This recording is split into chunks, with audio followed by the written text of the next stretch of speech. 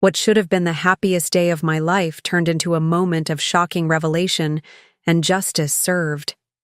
As I stood there in my white dress, facing the man I thought I knew, I never imagined I would be the one to expose his darkest secrets in front of everyone we knew. But sometimes, fate has a way of forcing your hand, and betrayal demands its own form of reckoning. The morning of June 15th sparkled with promise. Sunlight streamed through the stained glass windows of St. Michael's Cathedral, casting rainbow patterns across the marble floors where I would soon walk down the aisle. The historic church, with its soaring Gothic spires and century-old oak doors, stood majestically in downtown Boston, a testament to enduring love and sacred vows. Or so I thought.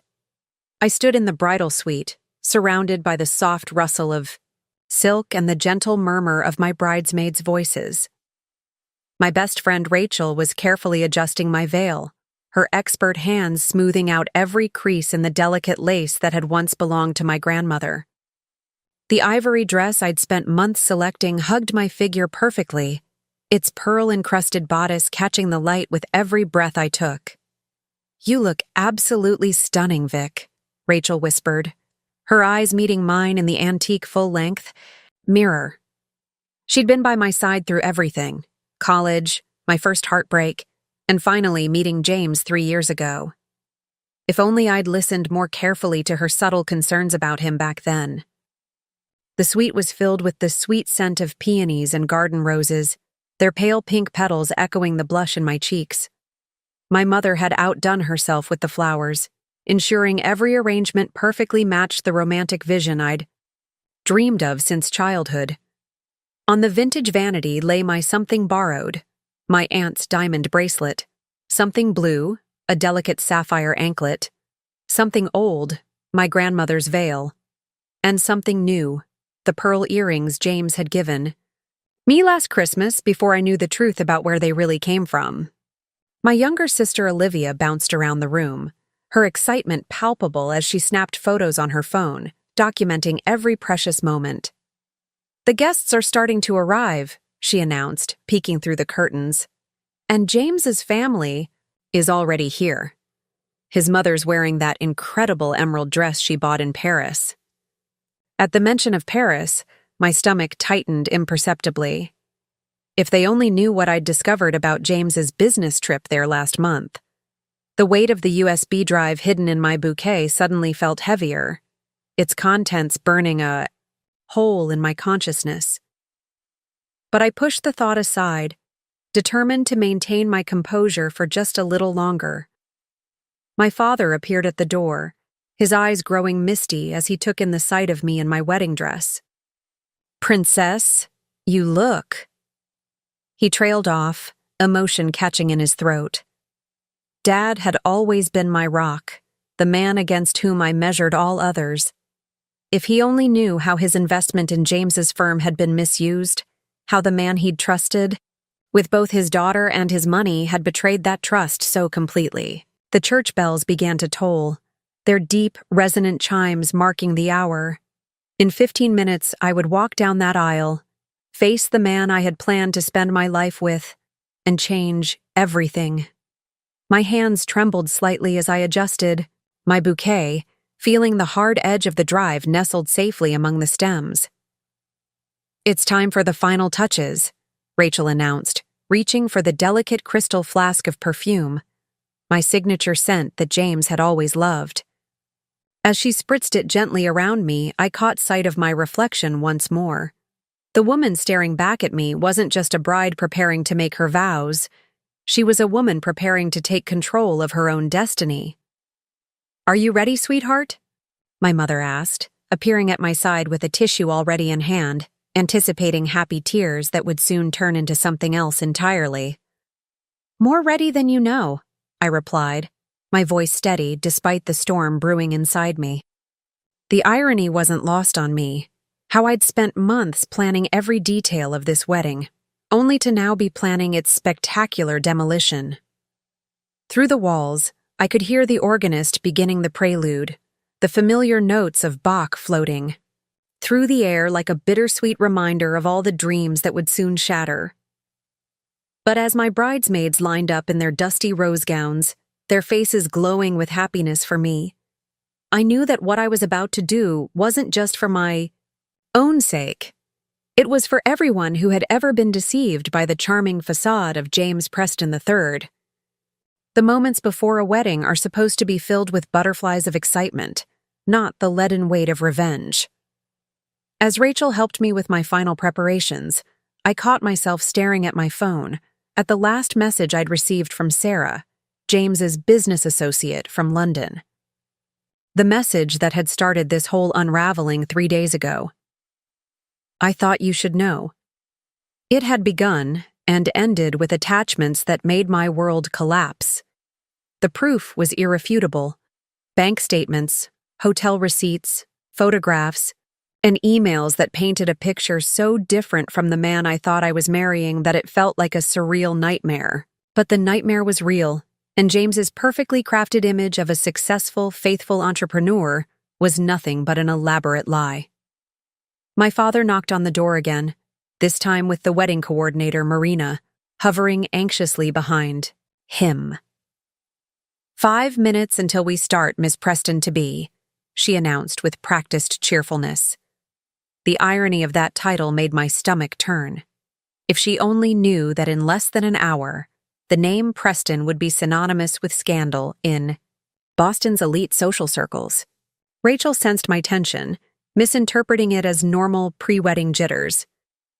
Hey, she whispered, adjusting my veil one last time. You've got this. Just think about the honeymoon. 2 weeks in the Maldives, just you and James. The Maldives. Another bitter pill to swallow. The luxury resort he'd booked, or claimed to have booked, had been paid for with money that wasn't his to spend. My father's investment, meant to expand James's technology firm, had instead funded a lifestyle of deception that spanned 3 continents. The bridesmaids were now gathering their bouquets, their excitement filling the room with a buzz of anticipation. My sister Olivia couldn't stop grinning as she checked her lipstick one last time. I can't believe my big sister's getting married, and to James Preston. Mom's still pinching herself that you're marrying into the Preston family. The Preston family. Old money, old connections, old secrets. James's mother, Caroline, had welcomed me with open arms, declaring me the perfect addition to their dynasty. Would she be so welcoming when she discovered how her son had been stealing from investors, including his own father-in-law-to-be, to cover his gambling debts and fund his double life? Marina appeared again, clipboard clutched to her chest. Places. Everyone. The guests are seated, and the groom is at the altar. She beamed at me. Mr. Preston looks so handsome in his tuxedo. You're such a lucky bride. Lucky. I caught my reflection in the mirror one last time. The woman staring back at me wore the perfect mask of bridal serenity, but underneath, she was steel and fire. The USB drive in my bouquet contained not just evidence of James's financial fraud, but proof of everything else. The other women, the secret accounts, the web of lies he'd woven while playing the role of devoted fiancé. The first notes of the bridal chorus began to float through the air. My bridesmaids lined up in their practiced order, ready to proceed down the aisle. This was it. The point of no return. Ready, princess? My father asked, offering his arm. His proud smile made my heart ache. He had no idea that in trying to protect me from the truth about James, he'd given me the strength to expose it instead. I've never been more ready, Dad, I replied, taking his arm. The weight of the USB drive pressed against my palm through the bouquet stems, a small but powerful reminder of what needed to be done. As the doors to the main chapel began to open, I took one last deep breath. The faces of 300 guests would soon turn to watch me walk down the aisle, expecting to witness a fairy tale wedding. Instead, they would see something far more memorable. The moment a bride chose truth over tradition, justice over romance, and strength over silence. Outside the bridal suite, the cathedral hummed with anticipation. Marina, our wedding coordinator, rushed past with her ever-present headset, directing late-arriving guests to their seats. Through the heavy wooden door, I could hear the murmur of conversations, the rustle of programs, and the subtle shifting of 300 people waiting to witness what they thought would be the society wedding of the year. "Your makeup is perfect," Rachel said, stepping back to admire her handiwork. "Though I still think we should have gone with the darker shade for your lips." She was stalling, I knew. My best friend since college had always been able to read my moods, and something about my calm demeanor must have seemed off to her.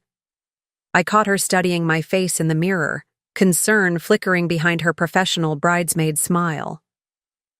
If only I could tell her everything, about the late-night email that had appeared in my inbox 3 days ago, about the hours I'd spent verifying its contents, about the choice I'd made yesterday while everyone else was at the rehearsal dinner. But I couldn't risk it. Not yet.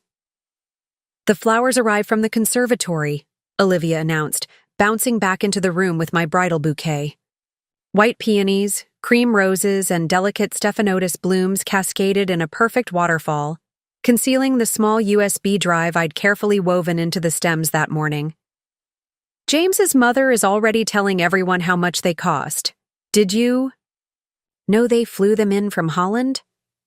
Of course they had. The Prestons never missed an opportunity to flaunt their wealth.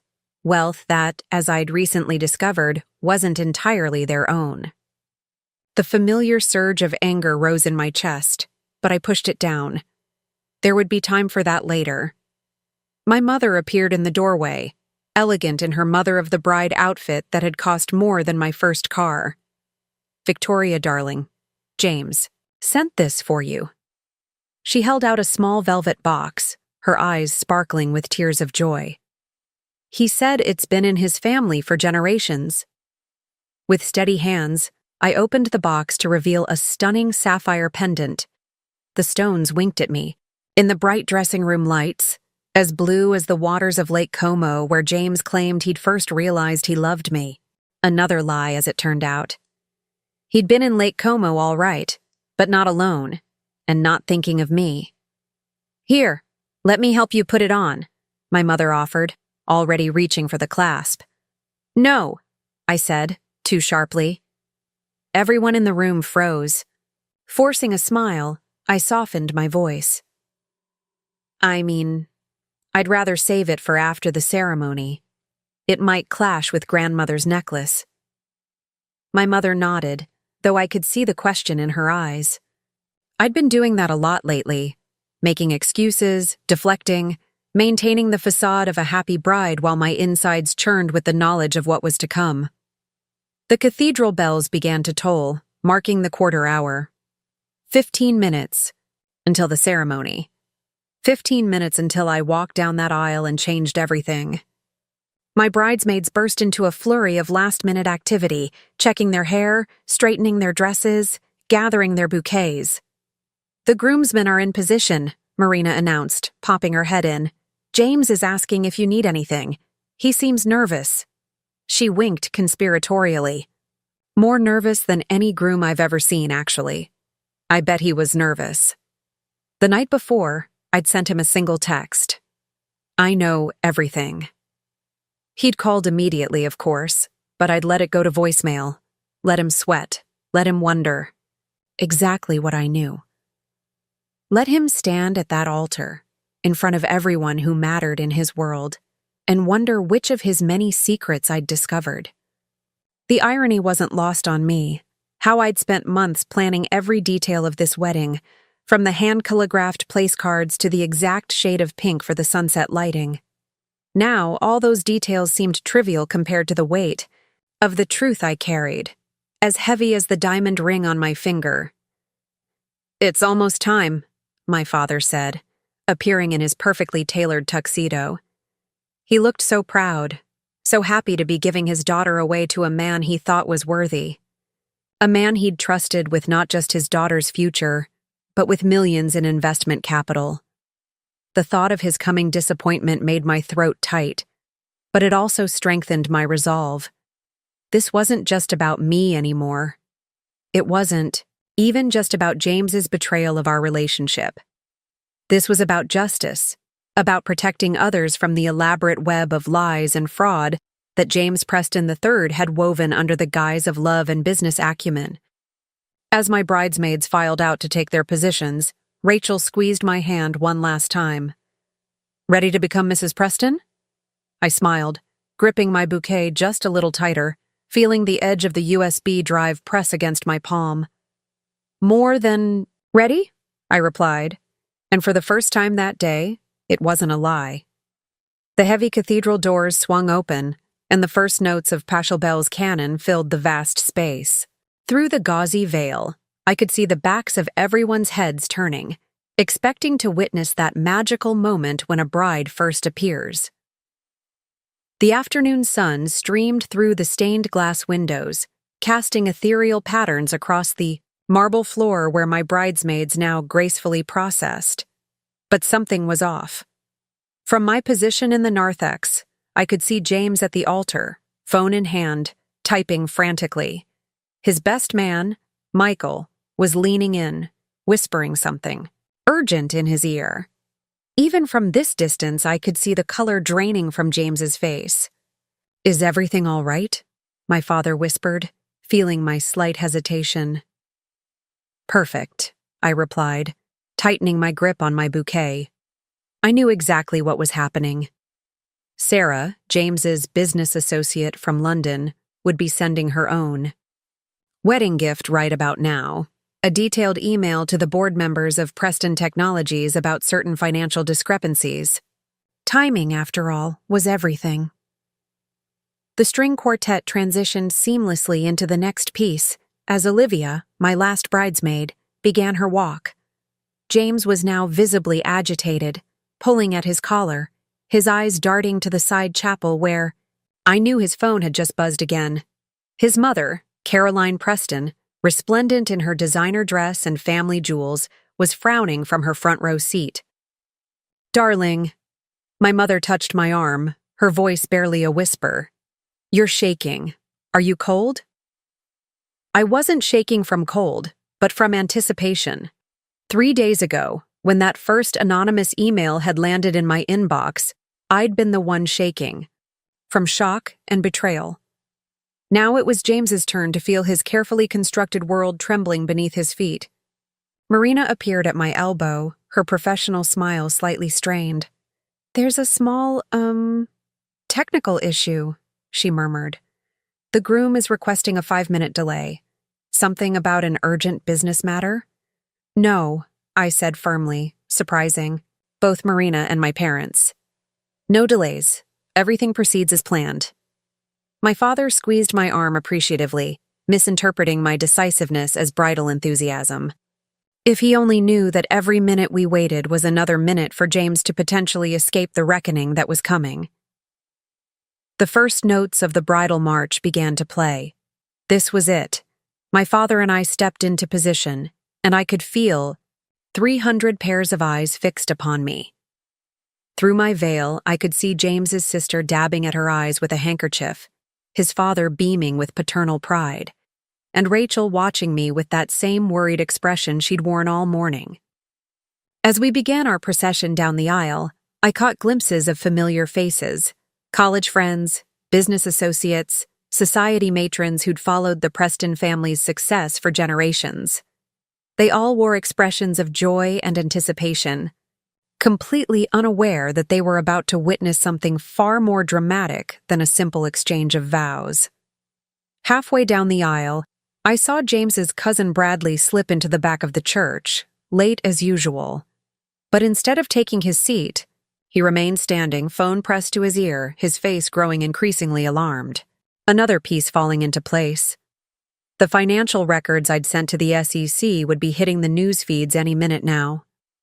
James was now shifting from foot to foot, his face a mask of barely contained panic. Michael kept glancing between him and his own phone, which was lighting up with notifications. In the front row, Caroline Preston's frown had deepened into a scowl as she noticed the growing tension at the altar. My father's steady pace kept us moving forward, each step bringing us closer to the moment of truth. The cathedral's acoustics carried the faintest whispers of confusion from the guests who had begun to notice something wasn't quite right. The perfect Preston family wedding was showing its first cracks, visible to anyone paying attention. Through it all, I maintained my serene bridal smile, though my heart was pounding so hard I was sure Rachel could hear it from her position at the altar. The USB drive in my bouquet seemed to pulse with its own energy, waiting for its moment to destroy the elaborate facade James had built. As we reached the altar steps, I saw James's phone light up one final time. His sharp intake of breath told me he'd just received the message I'd scheduled to be delivered at exactly this moment. A single photo, taken 6 months ago at the Plaza Hotel in New York, showing him with not one but two of his other women, paid for with embezzled funds from his father-in-law's investment. "Who gives this woman to be married?" the priest intoned, his voice echoing through the suddenly hushed cathedral. My father stepped forward, ready to speak the traditional words that would hand me over to James Preston III. But before he could utter a sound, the heavy wooden doors at the back of the church burst open. Detective Sarah Martinez strode down the center aisle, her badge glinting in the cathedral light, flanked by 2 uniformed officers. The collective gasp from 300 guests created a rush of whispers that echoed off the vaulted ceiling. James's face, already pale, now turned ashen. "I apologize for interrupting," Detective Martinez announced, her voice carrying clearly through the hushed space. "But I'm afraid this ceremony cannot proceed." She turned to face James, her expression professionally neutral. "Mr. Preston, we need to discuss some rather serious financial discrepancies." Caroline Preston shot to her feet, designer dress rustling. "This is outrageous. Do you have any idea who we are? Who do you think you—" "I know exactly who you are, Mrs. Preston," the detective cut in smoothly. "And I'm well aware of your family's reputation. That's precisely why I'm here." She held up a document. "This is a warrant to search all Preston Technology financial records and personal accounts." The whispers turned to murmurs. James's father, Richard Preston II, stood up slowly, his aristocratic features twisted with confusion. "There must be some mistake. Our company's finances are completely transparent. We just passed an external audit last quarter." I watched as James's right hand twitched toward his pocket, toward his phone, but Michael grabbed his arm, stopping him. "Smart man. Destroying evidence wouldn't help now." "Victoria," James turned to me, his voice trembling but loud enough for the front rows to hear. "Sweetheart, this is just a misunderstanding. Let's proceed with our ceremony, and my lawyers will sort this out later." That was my cue. "Actually, James," I said, my voice steady as I lifted my veil, "I don't think we should proceed." I turned to face our guests, pulling the USB drive from my bouquet. "You see, I have proof that this isn't a misunderstanding at all." Marina, our wedding coordinator, made a small choking sound from the side aisle. Rachel's eyes widened in understanding, finally realizing why I'd been so calm all morning. But I kept my focus on James, watching as recognition dawned in his eyes. "The SEC has already received copies of everything I'm about to show you," I continued, moving toward the laptop that had been set up to display our wedding photo slideshow. "But I thought your family, our guests, and especially my father, deserved to see the truth for themselves." "Victoria!" James hissed, starting toward me, but Detective Martinez stepped between us. "I wouldn't, Mr. Preston," she warned. "You're in enough trouble already." My fingers were steady as I inserted the drive and pulled up the first document, a series of bank transfers showing how James had systematically siphoned money from my father's investment into offshore accounts. "For those in the back," I said, my voice carrying clearly through the stunned silence, "these are records showing how James stole not just from my father, but from every investor in his latest tech venture. But that's not all." I clicked to the next file. "These are receipts from hotels across Europe and Asia, where James entertained his various companions using company funds. The photos that appeared on screen made Caroline Preston sink back into her seat, one manicured hand pressed to her throat. Images of James with different women in luxury hotels, timestamps showing they were taken during business trips when he was supposedly alone, when he was calling me every night to say how much he missed me. "You promised me the Milan merger, needed your personal attention," Richard Preston II said, his voice hoarse as he stared at a photo of his son in a Milan hotel suite, clearly not discussing business. "You said that's why you needed the extra funding." "Dad, I can explain," James started, but I wasn't finished. "The money trail is fascinating," I continued, bringing up more financial documents. "See, James didn't just steal from investors. He had a whole network of fake companies set up to hide his gambling debts. The Tokyo losses alone were in the millions. But my personal favorite," I clicked to the next slide, "is how he used my father's investment money to buy the engagement ring he gave me." A shocked murmur ran through the crowd. My father, still standing where we'd stopped at the altar steps, took a sharp breath. I turned to him, feeling tears finally beginning to burn in my eyes. "I'm so sorry, Dad. I only discovered all this 3 days ago. But once I knew, I couldn't let him keep deceiving everyone. I couldn't let him steal from more people, hurt more families." "You bitch," James snarled, his charming facade finally cracking completely. "You think you're so clever? You have no idea what you've done. I'll make sure you regret—" "Mr. Preston," Detective Martinez interrupted sharply, "I strongly advise you to stop talking. Officers, please secure the exits. No one leaves until we've gathered all devices containing potential evidence." Next few minutes were chaos. Caroline Preston was wailing about family reputation, Richard Preston II was demanding answers from his son, and various guests were either trying to leave or pressing forward to see the evidence still displayed on screen. Through it all, I stood firm, my bouquet now hanging loosely at my side, its weight so much lighter without the USB drive.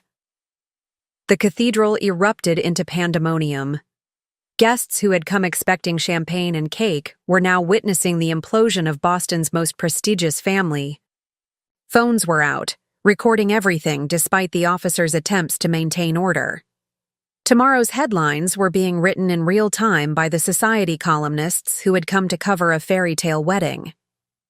"Everything we built," Richard Preston, A's voice cut through the chaos as he confronted his son.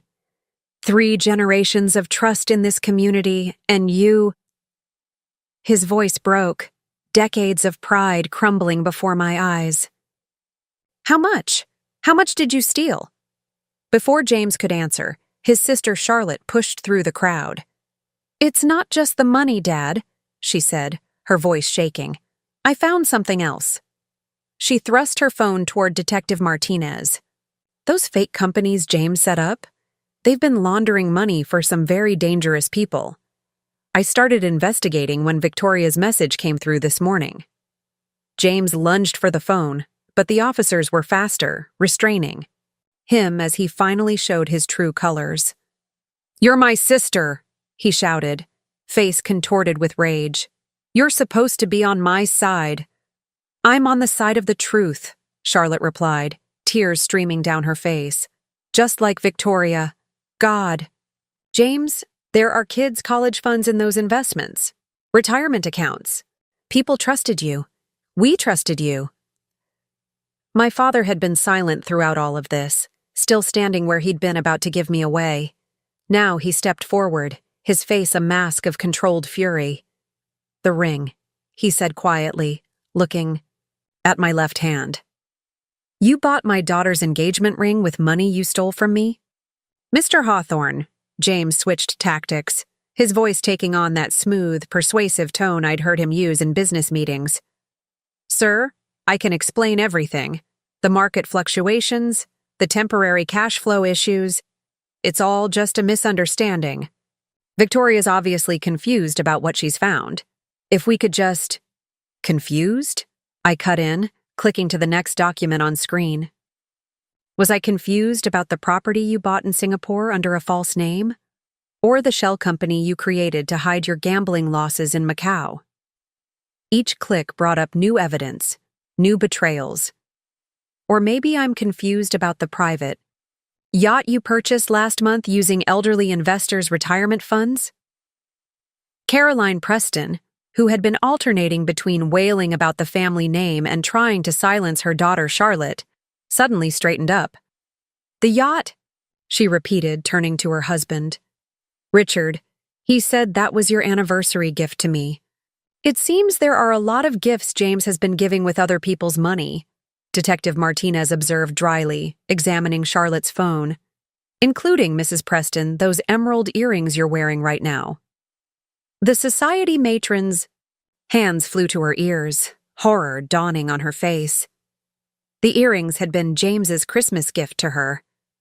"A token of appreciation," he'd said, "for being such a supportive mother." Now we all knew whose money had actually paid for them. Rachel appeared at my side, slipping her hand into mine. "You knew," she whispered. "This is why you've been so calm.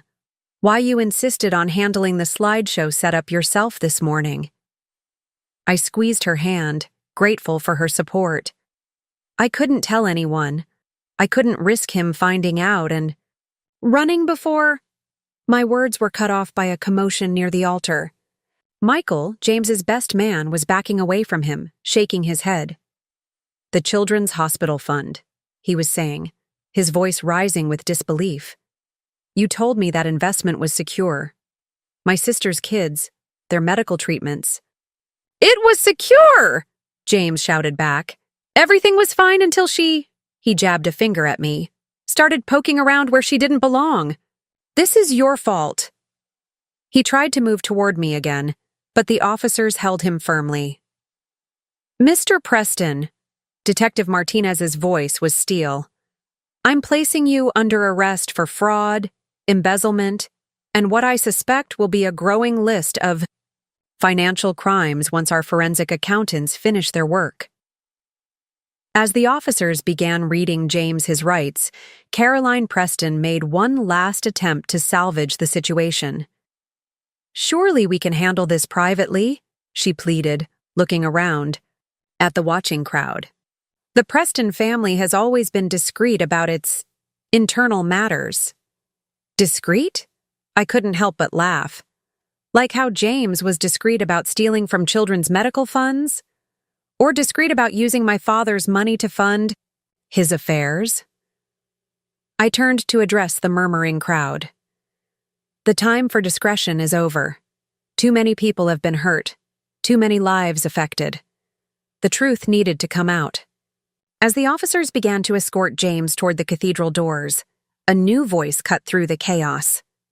"Wait!"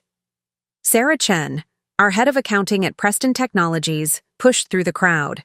She clutched a laptop to her chest, her usual professional composure cracking. "There's more.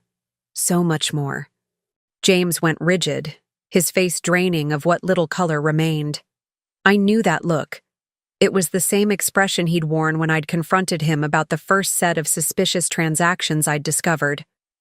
But this time, there was no smooth explanation, no plausible denial ready on his silver tongue. Sarah set her laptop on the altar, an irony not lost on anyone, and began pulling up files. I've been tracking discrepancies for months, but he always had explanations. Always had documentation that seemed to check out. But after I received Victoria's email this morning, she looked at me, understanding dawning in her eyes. "You knew to look offshore, didn't you?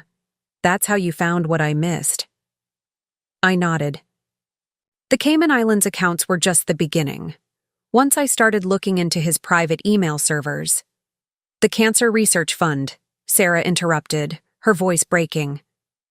"He didn't just take from the Children's Hospital Fund, the Preston Family Foundation's entire cancer research grant program." She turned to Richard Preston II, whose face had gone as ashen as his son's. "Sir, the money never made it to the research facilities, any of it, for the past 3 years." The collective gasp from the assembled guests was like a physical force. The Preston Family Foundation's cancer research program was legendary in Boston. They'd been featured in medical journals, praised for their generous support of breakthrough treatments. Lives had been saved, or so everyone thought. Caroline Preston swayed on her feet, reaching for a pew to steady herself. "But the reports," she whispered. "All those quarterly reports showing the progress, the breakthroughs." "Fabricated," Sarah confirmed, pulling up document after document. "The real research facilities haven't received funding since James took over the foundations. Financial oversight? The money went to accounts in Dubai, Singapore, Switzerland." She looked at Detective Martinez. "I have everything documented here." Michael, still standing by the altar, looked like he might be sick. "The testimonials," he said. "Those patients who came to the foundation's fundraiser last month, talking about how the treatments saved their lives."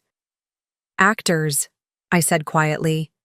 "I found the casting agency payments hidden in the foundation's administrative expenses files." The revelation hit the assembled crowd like a physical blow. These weren't just financial crimes anymore. These were lives directly affected, hopes crushed, real people denied potentially life-saving treatments. I watched as the truth of it rippled through the church, turning shocked expressions to ones of horror and disgust. Richard Preston II sank into a pew, decades of pride and accomplishment crumbling before his eyes. "My father started that program," he said, his voice hollow. "After my sister, your Aunt Grace, died of breast cancer. He promised her on her deathbed that our family would help find a cure." He looked at his son with devastation etched into every line of his face. "How could you?" James, still restrained by officers, had dropped all pretense of innocence. His handsome features twisted into something ugly as he spat out, "The foundation was bleeding money. Do you know how expensive medical research is? I found a better use for those funds. More profitable investments. Profitable." Charlotte's voice cracked like a whip. "You mean like the yacht? The women? The gambling?" She turned to Detective Martinez. "I want to press charges too, on behalf of the foundation. We trusted him. The whole family trusted him. And he—" "It's all documented," Sarah said, still pulling up files. "Every transaction, every fake report, every diverted donation." She looked at me. Victoria wasn't the only one keeping receipts. The weight of what James had done, the true scope of his betrayal, seemed to finally hit Caroline Preston. She stood up, designer dress wrinkled, perfect makeup streaked with tears, and walked slowly to where her son stood. For a moment, everyone held their breath, wondering if she would defend him one last time. Instead, she reached up and removed her emerald earrings, the ones he'd bought with stolen money, and dropped them into Detective Martinez's hand. "Take them," she said, her voice shaking but clear. "Take everything he bought with those funds. The Preston family will make this right." She turned to the assembled guests, drawing herself up with whatever dignity she could muster. "Every penny will be repaid. Every program will be restored. The foundation's work is too important to let one person's greed destroy it." The weight of Caroline Preston's words hung in the air, a promise made amidst the ruins of her family's reputation. But James wasn't finished. He laughed, a harsh, bitter sound that echoed off the cathedral's vaulted ceiling. "Make it right?" he sneered at his mother. "With what money? Everything's gone. The foundation's accounts, Dad's retirement, fund, even your precious family trust." His face twisted into a cruel smile. "Did you really think I'd leave anything untouched? I've been planning this for years." Richard Preston II staggered as if physically struck. "The family trust? But that's been protected for generations. There are safeguards, multiple trustees, all of whom trusted their beloved James Preston III implicitly," I cut in, pulling up another document on the screen. "Show them, Sarah. Show them how he did it." Sarah's fingers flew across her laptop keyboard. He used the foundation's stellar reputation to convince the trustees to invest in his tech ventures. Shell companies, all of them. The money was moved through so many accounts that by the time anyone noticed, "It's not just gone," Charlotte added, her voice hollow as she stared at her phone. "He leveraged it. All of it. The debts." She looked up, face pale. "We're not just broke. We're worse than broke." The murmurs from the assembled guests grew louder. These weren't just society friends anymore. These were investors, board members, charity directors, people who had trusted the Preston name with their money, their hopes, their futures. My father stepped forward, his businessman's mind already calculating. "The properties can be liquidated, the assets frozen. We can—" "Already sold," James interrupted, seeming to take a perverse pleasure in destroying every hope of recovery. "Or mortgaged to the hilt. Face it, Dad." He turned to his father. "Your precious Preston legacy is worth less than the paper it's printed on." Detective Martinez signaled to her officers, "I think we've heard enough. Mr. Preston, we'll be adding wire fraud and criminal conspiracy to your charges." But before they could lead him away, Reverend Matthews, who had been standing silently by his pulpit throughout the revelations, spoke up. "There's one thing I don't understand, James." His gentle voice carried surprising authority. "Why? You had everything: family, position, the love of a good woman. Why throw it all away?" For the first time, I saw something flicker across James's face. Not remorse exactly, but perhaps a shadow of recognition of all he'd lost. Then it was gone, replaced by that cold smugness I'd come to recognize as his true nature. "Because I could," he said simply. "Because you all made it so easy." The loving fiancé? He looked at me with contempt. So trusting, so eager to believe in our perfect love story. The proud parents, so quick to hand over the reins to their precious son. The society friends, so impressed by the Preston name they never questioned where the money came from. "And the patients?" Sarah demanded. "The sick children who needed those research funds?" James shrugged, the gesture so casual it made my stomach turn. "Collateral damage. Business is business." The collective intake of breath from the assembled guests was like a physical force. Any sympathy, any inclination to view this as a misunderstanding, or a temporary lapse in judgment, evaporated with those words. Rachel stepped forward, tears streaming down her face. "I introduced you to Victoria. I vouched for you. All those times she came to me with little doubts, little worries. I told her she was being paranoid, that you were one of the good ones." "Oh, spare me the dramatics," James rolled his eyes. "You were all so willing to be fooled. The perfect Preston prince, the charitable foundation, the fairy tale romance. You wanted to believe in it so badly, you ignored every red flag." "Not every red flag," I said quietly, drawing his attention back to me. "I saw them. I just needed proof." I turned to the assembled guests. That's why today had to happen. This way. A private confrontation wouldn't have been enough. He would have found a way to spin it, to maintain the facade. The truth needed witnesses. Caroline Preston had been silent since her promise to make things right. Now she walked slowly to the altar, picked up her son's abandoned boutonniere, and let it fall to the ground. "Take him away," she said to the officers, her voice steady despite her tears. "The Preston name might be ruined, but at least now we can stop living a lie." As the officers finally began to lead James toward the door, he called back over his shoulder. "You'll regret this, Victoria. When the dust settles, when everyone sees how you destroyed this family—" "No, James," I interrupted, my voice carrying clearly through the hushed cathedral. "You destroyed this family. I just exposed the truth. There's a difference." As the heavy cathedral doors closed behind James and the officers, the enormity of what had just happened seemed to crash down on everyone at once. The magnificent church, decorated for what should have been Boston's wedding of the year, now felt more like a crime scene. Which, in a way, it was. Marina, our wedding coordinator, was the first to break the shocked silence. I suppose I should. Cancel. The reception? Her voice wavered as she clutched her clipboard like a shield.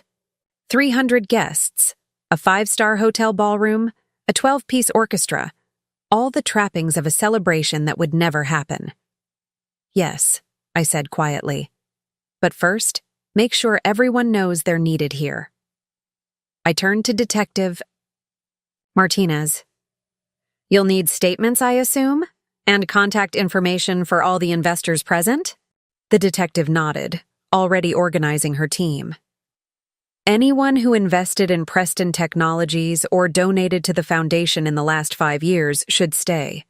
We'll need to document everything. Richard Preston II had not moved from his pew, his proud shoulders now bent under the weight of his son's betrayal. Charlotte sat beside him, one hand on his arm, the other still clutching her phone with its damning evidence. "Daddy," she said softly, "we need to call the board. And the other trustees. They need to hear it from us before it hits the news." At the word news, several society reporters who had come to cover the wedding were already rushing for the exits, phones in hand. Tomorrow's headlines would be very different from the society pages they'd expected to write. Sarah was still at her laptop, now surrounded by a group of shell-shocked Preston Technologies executives. "The trading algorithms," one was saying. "The proprietary software we were developing." "Never existed," Sarah replied grimly. "The demos we saw were modified versions of existing products. The millions in development costs went straight to his private accounts." My father had moved to join their discussion, his business mind already working on damage control. "How many employees?" 237, Sarah answered promptly. Most of them had no idea. They were doing real work, developing real products. They just didn't know their salaries were being paid with. She trailed off, looking ill. "With stolen money," I finished for her. "From cancer research funds, children's medical treatments, retirement accounts." The scope of James's betrayal seemed to grow with each passing minute. Rachel appeared at my side, holding a glass of water. "Drink," she ordered. "You're shaking." She was right. Now that the adrenaline was wearing off, I could feel tremors starting in my hands. "I just keep thinking," I said, taking the water. "If I hadn't received that email, if Sarah hadn't double-checked those accounts, if Charlotte hadn't investigated further." I looked around the cathedral at all the lives James had affected. How much longer would it have gone on? Caroline Preston overheard me. She had been standing alone near the altar, still elegant despite her tears. Now she approached, her composure remarkably intact for a woman whose world had just imploded. "You did the right thing," she said, surprising me. "The hardest thing, but the right thing." She twisted her wedding ring, a Preston family heirloom that would now be seized as evidence. I kept ignoring the signs, the late-night phone calls, the mysterious business trips, the way the Foundation's reports never quite added up. She straightened her shoulders. "Well, no more hiding. We'll face this head-on." Reverend Matthews, who had been quietly organizing his shocked parishioners, joined our conversation. "The church will help however we can," he offered. "Our community outreach program might be able to assist some of the affected families until we can access the records and see exactly what was stolen from whom," Detective Martinez finished, returning from giving instructions to her team. "Mrs. Preston, we'll need you and your husband to come to the station. There's a lot to go through." Charlotte spoke up from where she sat with her father. "I've been compiling everything I found. The offshore accounts, the shell companies, the fake medical research data." She stood, determination replacing shock on her face. "I'll help. I have a background in forensic accounting. That's how I started spotting the inconsistencies. I'll need to speak with all of you. the detective said, looking at me, Sarah, and Charlotte. Your evidence, your timelines of discovery, everything that led to today. As if the word today had broken some final spell, I suddenly became aware of my wedding dress, the veil now hanging limply down my back, the bouquet abandoned somewhere during the revelations. All these symbols of a future that had evaporated in a matter of hours. Rachel, ever practical, seemed to read my thoughts. "Let's get you changed," she said gently. "There's a long day ahead, and you can't give your statement to the police in a wedding dress." "Actually," Detective Martinez interjected, "we'll need to log the dress as evidence. The USB drive in the bouquet, the phone with the original email, everything from today needs to be documented." I nodded, understanding. This wasn't just a canceled wedding anymore. It was the beginning of what promised to be a long, complex investigation. As I looked around the cathedral at the clusters of shocked guests, devastated investors, and determined law enforcement officers, I realized that exposing James's crimes was just the first step. The real work, the recovery, the rebuilding, the quest for justice, was only beginning. The next few hours passed in a blur of police statements and documented evidence. The cathedral's bridal suite had been transformed into a makeshift command center, with Detective Martinez's team cataloging evidence while traumatized guests waited to give their statements. The wedding dress I'd chosen so carefully now lay carefully tagged in an evidence bag, along with the bouquet and its hidden USB drive. "The media's going crazy outside," Rachel reported, returning from a brief venture to the cathedral steps. She'd changed out of her bridesmaid dress into the casual clothes she'd brought for after the reception. "Every news outlet in Boston is here. Someone leaked the cancer research angle." I was now wearing the spare clothes Rachel had thought to bring for me. My best friend had always been the practical one. "How bad is it?" "Bad," she admitted. "The Preston name is trending on social media. People who donated to the foundation are coming forward. There's already talk of a class action lawsuit." Sarah looked up from where she was working with the forensic accountants. "It's worse than that. The technology partners are pulling out. 3 major contracts canceled in the last hour. Preston Technologies." She shook her head. 237 employees might be out of work by Monday. My father, who had been in constant phone contact with his legal team, ended his latest call with a grim expression. "The SEC is freezing everything connected to the Preston name. Bank accounts, properties, business assets, all locked down. Pending investigation." "Good," Charlotte said firmly. She'd been working non-stop, providing investigators with access to all the evidence she'd gathered. "We need to stop any more money from disappearing." James had fail-safes in place, programs designed to transfer funds if certain accounts were accessed. We caught most of them, but we might never recover everything, Detective Martinez finished. She looked exhausted but determined. "The international accounts alone. We'll need cooperation from authorities in at least 6 countries."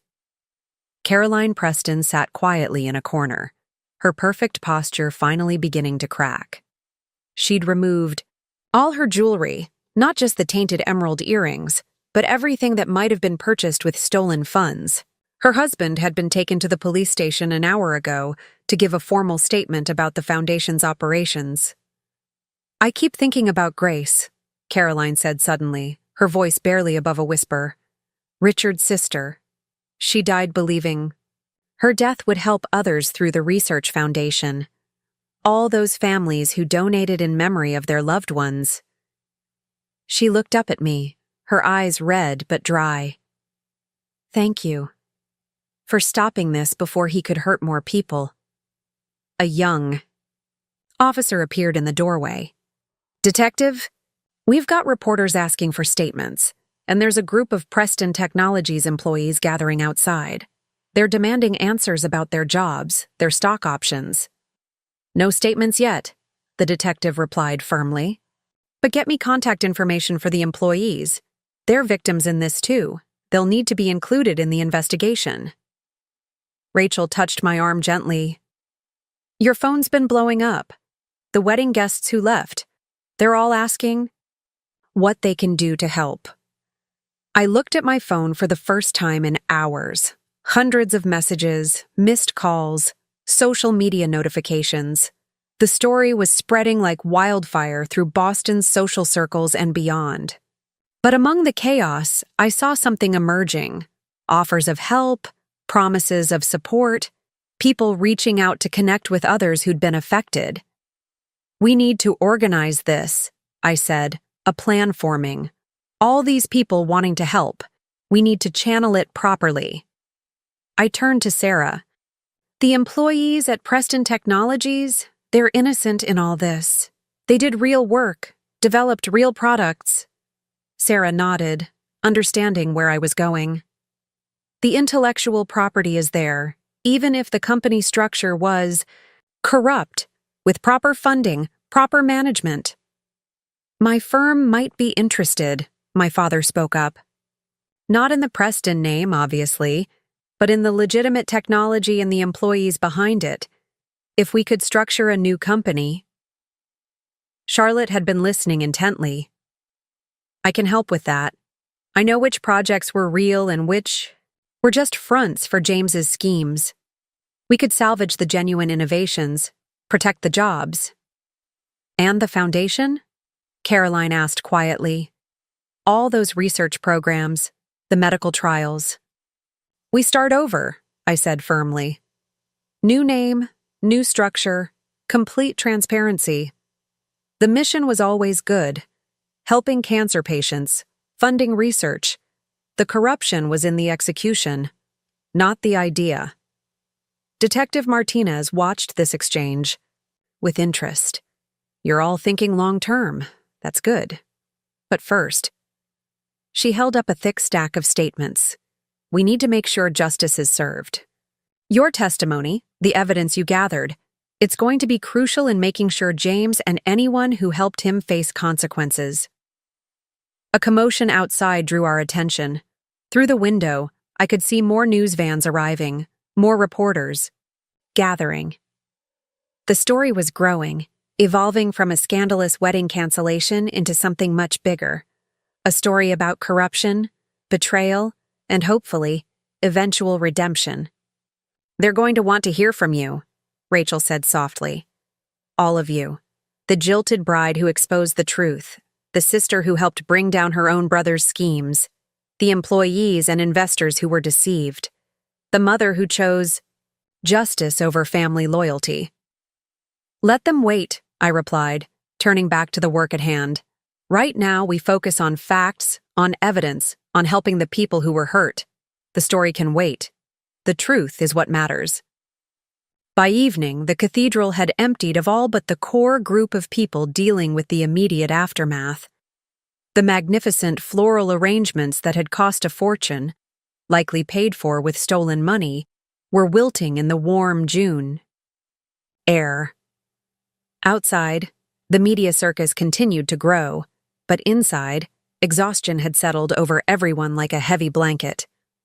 The initial estimates are in, Sarah said, looking up from her laptop with reddened eyes. Just from what we can trace so far. Over $50 million. The Cancer Research Foundation, the technology company, private investors, the family trust. She shook her head, still struggling to comprehend the scope of it. Charlotte, who had been on the phone with the company's board members for the past hour, finally ended her call. They're calling an emergency meeting for tomorrow morning. The board wants to dissolve Preston Technologies completely. No, I said, surprising myself with the firmness in my voice. Everyone in the room turned to look at me. We can't let that happen. 237 families depend on those jobs. Real people who did honest work. My father nodded slowly. Victoria's right. Dismantling the company punishes the wrong people. He pulled out his phone. Let me make some calls. There are venture capital firms that might be interested in acquiring the legitimate assets, keeping the workforce intact under new management. Caroline Preston, who had been silent for the past hour, spoke up. Use my connections too. Her voice was hoarse but determined. The Preston name might be toxic now, but I still know every major player in Boston's business community. If we can save those jobs. She trailed off, then straightened her shoulders. It won't make up for what James did, but it's a start. Detective Martinez returned from her latest phone call with the prosecutor's office.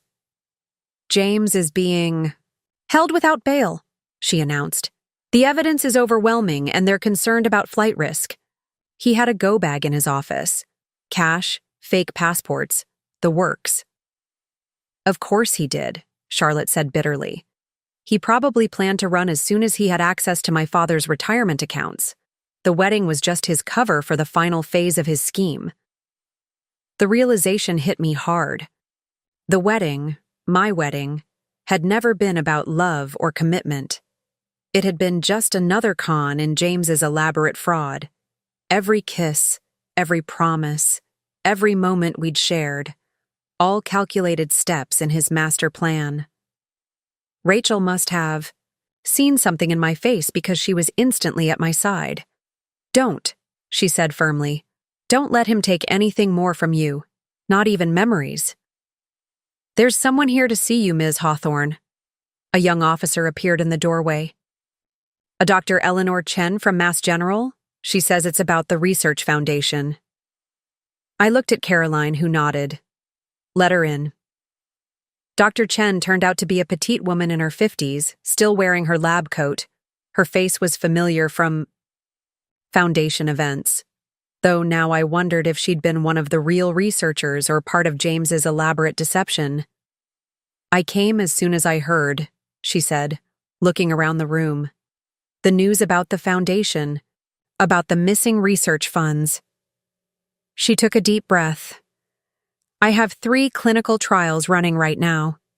78 patients depending on treatments that were supposed to be funded through next year. The weight of what James had stolen, not just money but hope, lives, futures, settled over the room like a physical presence. Tell me what you need, Caroline said, rising from her chair. Exact numbers, timelines, everything. There are other funding sources we can approach, emergency grants. I have connections at other foundations, my father added. If we explain the situation, document the trial's progress. Sarah was already pulling up spreadsheets. We should create a complete list of all affected medical programs, prioritize by immediate need, patient impact. I watched as the room transformed, exhaustion giving way to purpose. These people, all victims of James's betrayal in their own ways, were choosing to focus on solutions rather than despair. Victoria, Dr. Chen turned to me. The media's calling you a whistleblower, a hero. But I need to know, are you in this for the long haul? Because rebuilding what was destroyed, making this right, it's going to take time. Years, maybe. I thought about the life I'd planned, the honeymoon in the Maldives, the future as Mrs. James Preston III, the comfortable existence as part of Boston's elite. That dream had been built on lies, but maybe its destruction could lead to something more meaningful. I'm in, I said firmly. Whatever it takes, these people deserve justice, and more importantly, they deserve help. Rachel squeezed my hand. You're not alone in this. None of you are, she added, looking around the room at the unlikely alliance that had formed in the wake of disaster.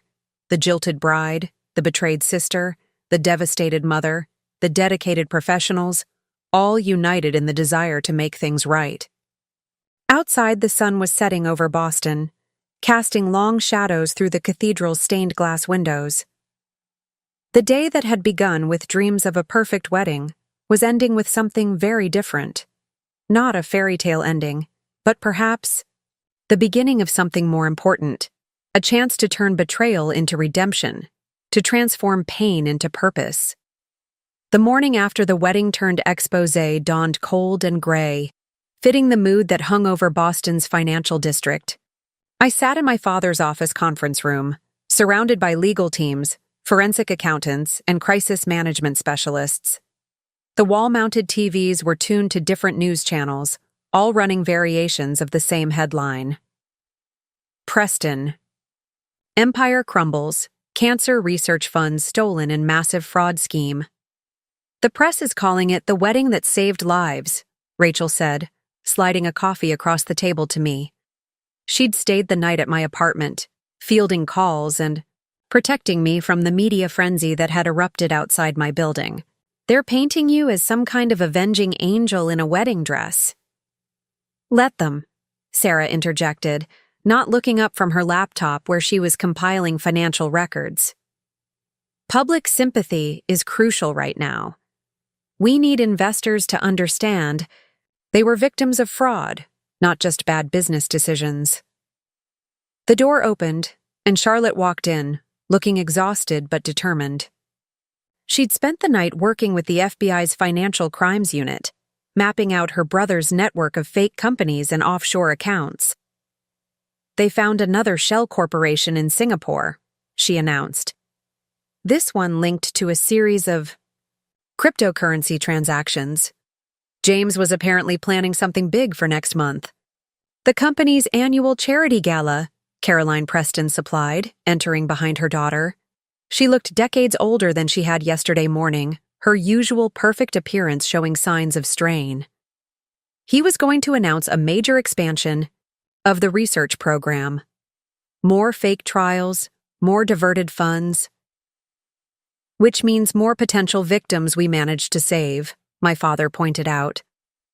He'd been up all night with his investment team, working to protect what assets they could and identify ways to help the affected employees. The damage is bad, but it could have been much worse. The conference room door opened again, and Detective Martinez entered with a new face, a federal prosecutor named Adams. We've got James on multiple counts of wire fraud, money laundering, and embezzlement, Adams announced without preamble. But we're here because we need to discuss something else. He's offering a deal. The room went silent. Caroline's hand flew to her throat, and Charlotte's face hardened. What kind of deal?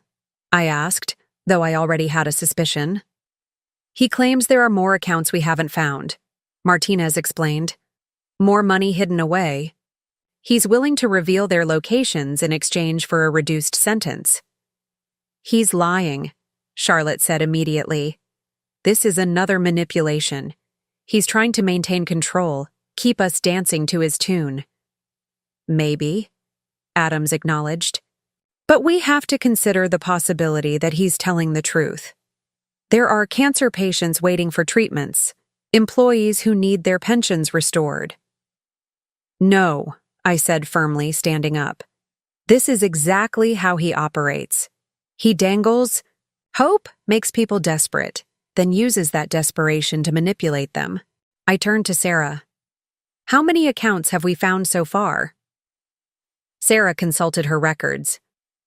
37 confirmed, another 12 suspected, based on the transaction patterns. And how did we find them? I pressed. Through the documentation you gathered, she replied. The email trails, the bank records. Exactly. I faced Adams. We don't need James's cooperation. The evidence is there. We just have to keep digging. If we take his deal, he wins. He gets to keep playing. Games keep controlling the narrative. Caroline stood up slowly. Victoria's right. My son. He's been playing games his whole life, making people depend on him, trust him, then using that trust as a weapon. No more. Rachel, who had been quiet, suddenly spoke up. There's something else to consider. The media angle. All eyes turned to her.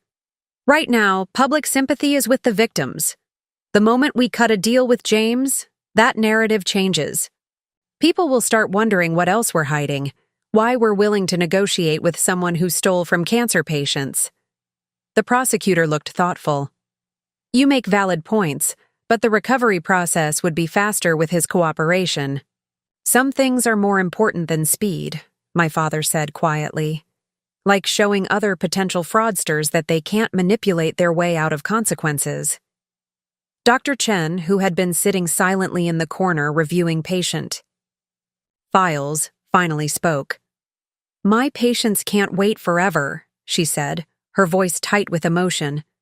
"But they also deserve real justice. And if there's one thing I've learned in cancer research, it's that sometimes the hardest path is the right one." A knock at the door interrupted us. A young assistant entered with a tablet. "You need to see this," she said, pulling up a news feed. "James's cellmate just gave an interview to the morning shows." We watched in stunned silence as the interview played out.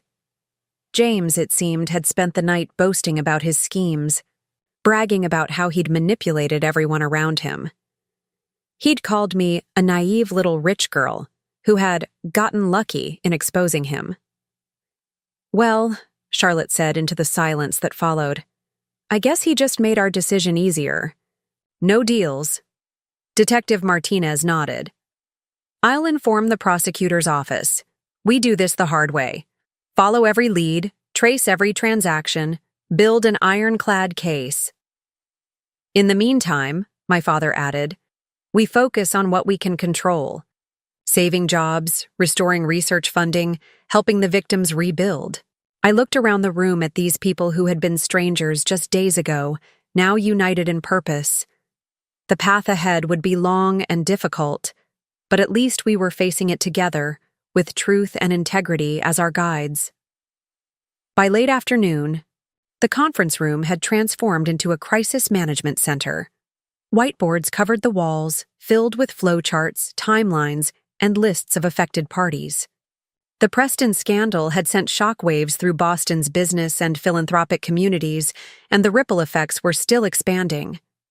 "Another research facility just reached out," Sarah announced, adding to our growing list. They were promised funding for a breast cancer trial starting next month. 30 patients already enrolled. She rubbed her temples, exhaustion evident in every movement. How did none of us see this coming? The numbers were right there. "Because James designed the system to hide in plain sight," Charlotte replied, passing out fresh coffee to the team.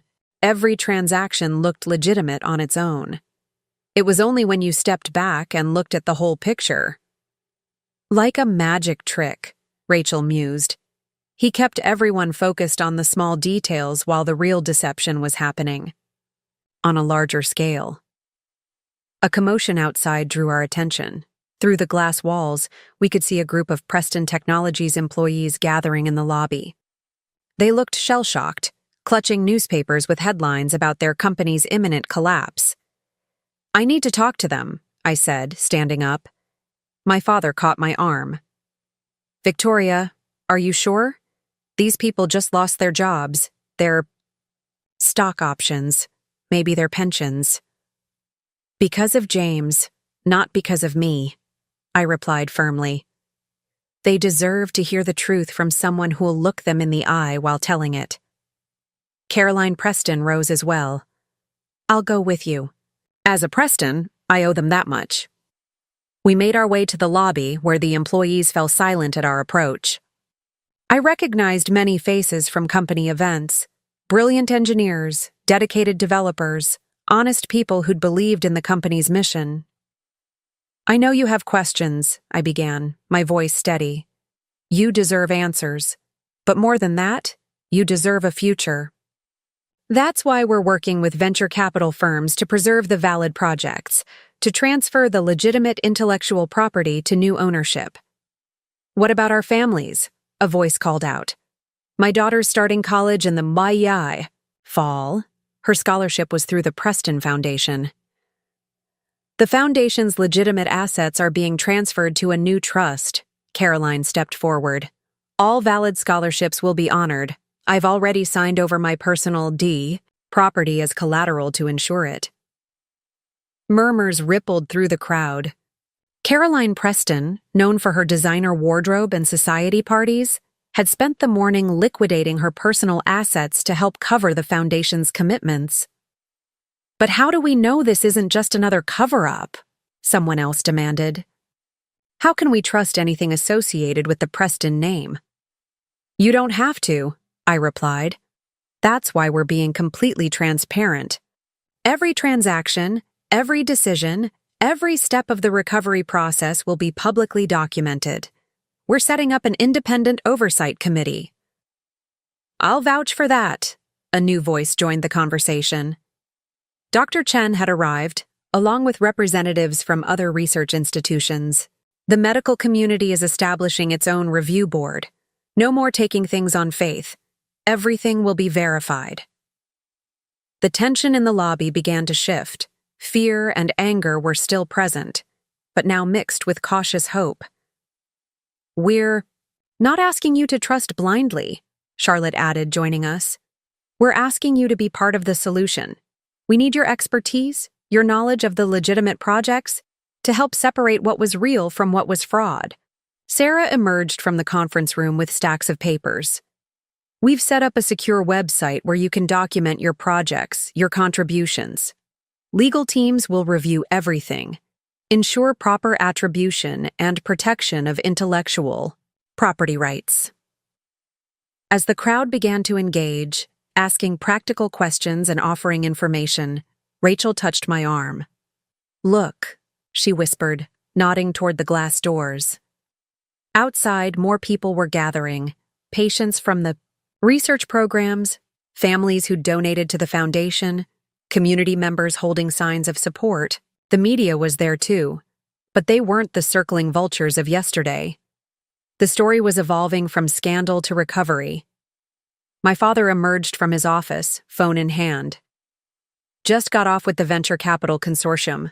They're willing to back a new entity, clean slate, new management, but preserving the viable technology and the jobs behind it. And I've heard from other foundations, Caroline added. They're offering bridge funding for the medical trials, emergency grants to keep the research going while we sort out the legal issues. A young engineer raised her hand. What about the Preston name? The company brand is toxic now.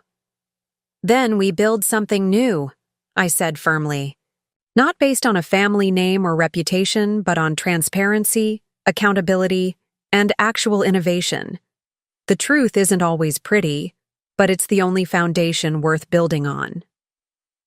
Detective Martinez appeared at the edge of the crowd, catching my eye. She gestured for me to join her, her expression serious. What is it? I asked, stepping aside. James is talking, she said quietly. Not to us, he's still playing games with the prosecution, but he's been bragging to other inmates, telling stories. Victoria, there's more. Much more than we thought. Detective Martinez led me to a private office where Charlotte and Sarah were already waiting. The detective's tablet displayed prison surveillance footage. James, sitting casually in the common area, holding court with other inmates like some twisted corporate seminar. He's been bragging, Martinez said, her voice tight with controlled anger, about how the cancer research fraud was just the tip of the iceberg. Apparently, he had a whole network of fake charities, not just in Boston but across the country. Children's hospitals, veterans organizations, disaster relief funds. Charlotte sank into a chair, her face ashen. The Preston Foundation's National Partnerships Program. I always wondered why he insisted on handling those personally. Sarah was already pulling up files on her laptop. The foundation made donations to dozens of charities over the past 3 years, if they were all fake. She trailed off, the implications too horrific to voice. Not all of them, Martinez clarified. That was part of his genius, according to him. He mixed legitimate charities with fake ones. The real ones provided cover for the fraudulent ones, made the whole operation look legitimate. A knock at the door interrupted us. Caroline Preston entered, followed by my father and Dr. Chen. The media's reporting new allegations, Caroline said, her voice unnaturally calm. Something about veterans' benefits. Wounded Warriors United? Charlotte said suddenly, pulling up a file on her phone. It was one of James's pet projects. He said it was providing prosthetics and rehabilitation services to injured veterans. The foundation donated millions. I remember the promotional videos, I said, feeling sick. Those veterans thanking the foundation for changing their lives. Actors, Martinez confirmed. All of it staged. The real veterans never saw a penny. The money went through a series of shell companies and ended up in accounts in the Cayman Islands. Dr. Chen, who had been silent, suddenly spoke up. The medical equipment donations. Last year, the foundation announced a program to provide specialized equipment to rural hospitals. James handled the publicity himself. Sarah's fingers flew across her keyboard. Found it. $20 million allocated for medical equipment. The paperwork shows deliveries to 32 hospitals across 5 states, but the equipment never arrived, Martinez finished. The hospitals exist, but they never received anything. The tracking numbers, the delivery confirmations, all forged. My father, ever the businessman, was already calculating. If this extends beyond Boston, beyond the foundation, we're looking at hundreds of millions in fraud, maybe billions, and hundreds, maybe thousands more victims, I added, thinking of all the people who had believed in these causes, who had donated their money and trust to help others. Caroline Preston stood absolutely still, her aristocratic bearing a sharp contrast to the devastation in her eyes. He used our name, generations of charitable giving, of public trust, to steal from the most vulnerable people in society. Veterans, sick children, disaster victims. Another knock, more urgent this time. Rachel burst in, holding her phone. You need to see this. James just gave an interview to a true crime podcast from prison. He's bragging about everything, calling himself the Robin Hood in reverse, stealing from charities to fund his lifestyle. Martinez took the phone, her expression darkening as she listened. He thinks this is funny. He's proud of it. No, I said, standing up. He's scared. This is what James does when he's cornered. He tries to control the narrative, make it seem like he's still in charge. But he's revealed something crucial. What do you mean? Charlotte asked. Listen to how he's bragging about the scope of it all. About how no one could possibly track down all the fake charities, all the victims. I turned to Sarah. He's giving us a roadmap. Every boast is a lead we can follow. Sarah's eyes lit up with understanding. You're right. The more he talks, the more evidence he gives us, Martinez nodded. My team's already pulling transcripts of his conversations with other inmates. Every name he drops, every scheme he brags about, it's all admissible evidence. We need to get ahead of this, my father said, already reaching for his phone. Set up a national hotline for potential victims. Create a database to track claims. And we need to reach out to legitimate charities, Caroline added, her voice stronger now. Help them prove they weren't part of his schemes. The last thing we need is people losing faith in all charitable giving. Dr. Chen stepped forward. The medical community will help. We can verify which equipment donations were real, which research programs actually received funding. And I'll coordinate with other FBI field offices, Martinez said. If he was operating nationwide, we'll need a coordinated investigation. I looked around the room at these people, all working to unravel James's web of deception and help his victims. The task ahead was enormous, but something had shifted. James's attempts to grandstand, to make his crimes seem like clever achievements, had only strengthened our resolve. He thinks this makes him look powerful, Charlotte observed, watching the prison footage again. But all he's doing is showing everyone exactly who he really is. A man who took pleasure in hurting people who needed help the most. Then let him talk, I said firmly. Let him brag. Every word out of his mouth helps us find another victim to help, another wrong to right. He wanted to be remembered as a criminal mastermind? Instead, he'll be remembered as the man whose arrogance brought his own crimes to light. Within hours of James's prison interview going viral, our crisis center had to relocate to a larger space. My father's investment firm offered their entire executive floor, and we quickly transformed it into a command center for what was becoming a nationwide operation. We've identified 15 more fake charities so far, Sarah reported, updating the digital map that now dominated the main wall. Red pins marked confirmed fraudulent organizations, yellow for suspected ones, and green for legitimate charities that had been unwittingly used as cover. The map looked like it had broken out in a rash of red and yellow, spreading across multiple states. The veterans groups are the most extensive network, Charlotte added, coordinating with FBI teams across the country. He used their legitimacy to create a whole shadow system of fake rehabilitation centers. The real veterans organizations are devastated, their reputations, their donor trust. Focus on the solutions, I interrupted, seeing the overwhelming weight of it all threatening to crush her. What can we do right now? Rachel, who had transformed from bridesmaid to communications director overnight, looked up from her laptop. I've got representatives from legitimate veterans organizations flying in tomorrow. They want to help identify real veterans who were promised services and never received them. Good, my father nodded. And I've got commitments from 12 other investment firms. They're creating an emergency fund to support verified victims while the legal process plays out. Dr. Chen rushed in, waving a stack of papers. We found something in the medical equipment scandal. The tracking numbers James used for the fake deliveries? They weren't completely fake. They were modified numbers from real shipments to other hospitals. Which means there's a paper trail, Detective Martinez said, immediately grasping the significance. Real equipment that was diverted somewhere else. Already on it, Sarah called out, her fingers flying across her keyboard. Cross-referencing? Shipping manifests with hospital records. Wait. She sat back, staring at her screen. Some of this equipment shows up in inventories overseas. High-end medical equipment being used in private clinics in Dubai, Singapore. He was double-dipping, I realized.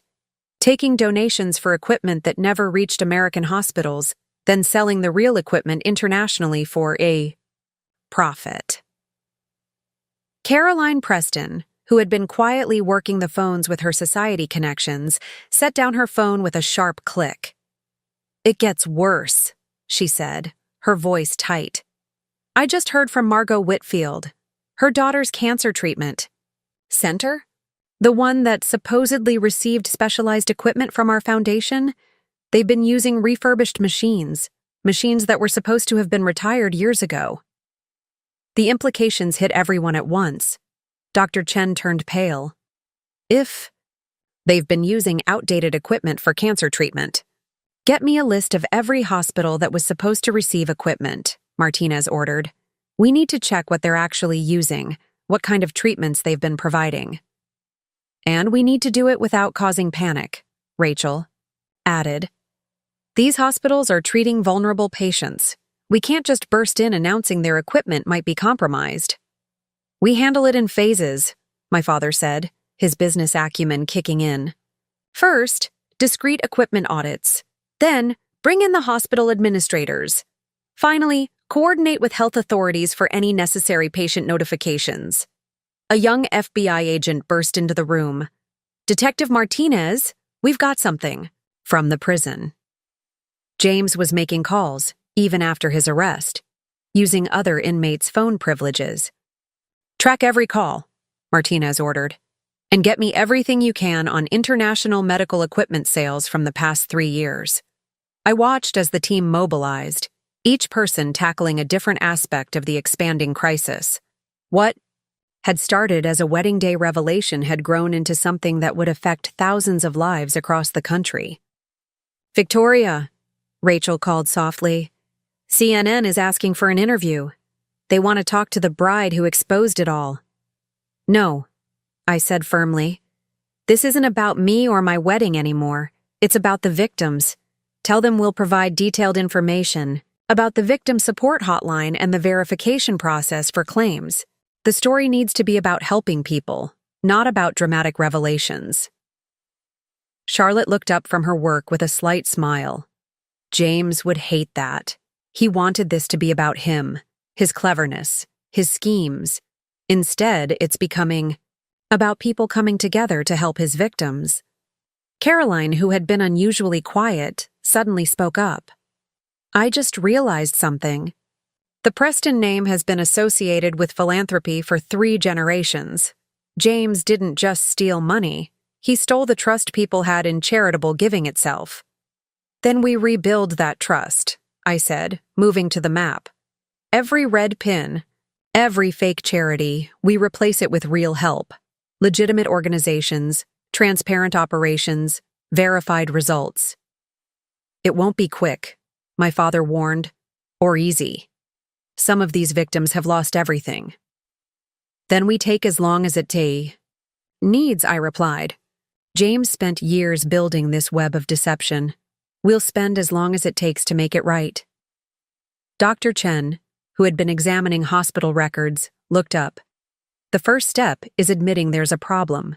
Thanks to James's prison bragging, we can't hide this anymore. No more cover-ups, no more protecting reputations at the expense of truth. Speaking of truth, Martinez said, returning from a phone call. James is asking to speak with you, Victoria. Says he has information about other schemes, but he'll only share it with you.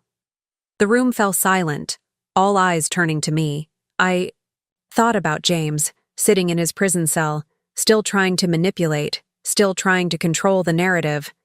Tell him no, I said firmly. We'll find the truth ourselves, the right way. He doesn't get to play games with people's lives anymore. The next morning brought the first real test of our recovery plans. The lobby of my father's building was filled with people, cancer patients who'd been promised treatments, veterans who'd never received their prosthetics, hospital administrators discovering their equipment wasn't what they thought it was. Each person carried a story of how James's schemes had affected their lives. We need to set up interview stations, I said, watching the crowd grow. Private spaces where people can share their stories without feeling exposed. And we need counselors. This isn't just about documenting losses. It's about helping people process the betrayal. Rachel was already coordinating with local crisis counseling services. I've got 5 counselors on their way, and the veterans support groups are sending peer counselors who understand what these people are going through. Sarah had set up a secure registration system, working with FBI tech teams to ensure every claim could be properly documented and verified. We need to make this as painless as possible for the victims, she insisted. They've already been through enough. A commotion near the entrance drew our attention.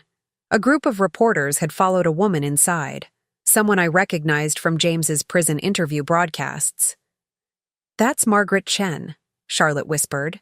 She runs the biggest cancer research foundation on the West Coast. The one James claimed was his model for our foundation's fake programs.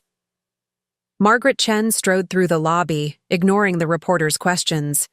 She made straight for our group, her expression fierce. Where's Caroline Preston? Caroline stepped forward, her composure remarkable given the circumstances. I'm here, Margaret. And before you say anything, yes, we know what James claimed about copying your foundation's programs.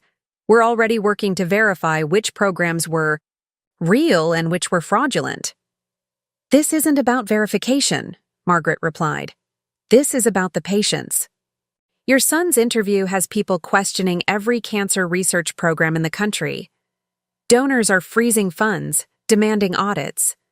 Real patients are losing access to real treatments because no one knows what to trust anymore. The gravity of this new crisis hit me. James's bragging hadn't just exposed his own crimes, it had shaken public faith in legitimate medical research programs across the country. We need to coordinate, I said, stepping forward. All the legitimate foundations, all the real research programs.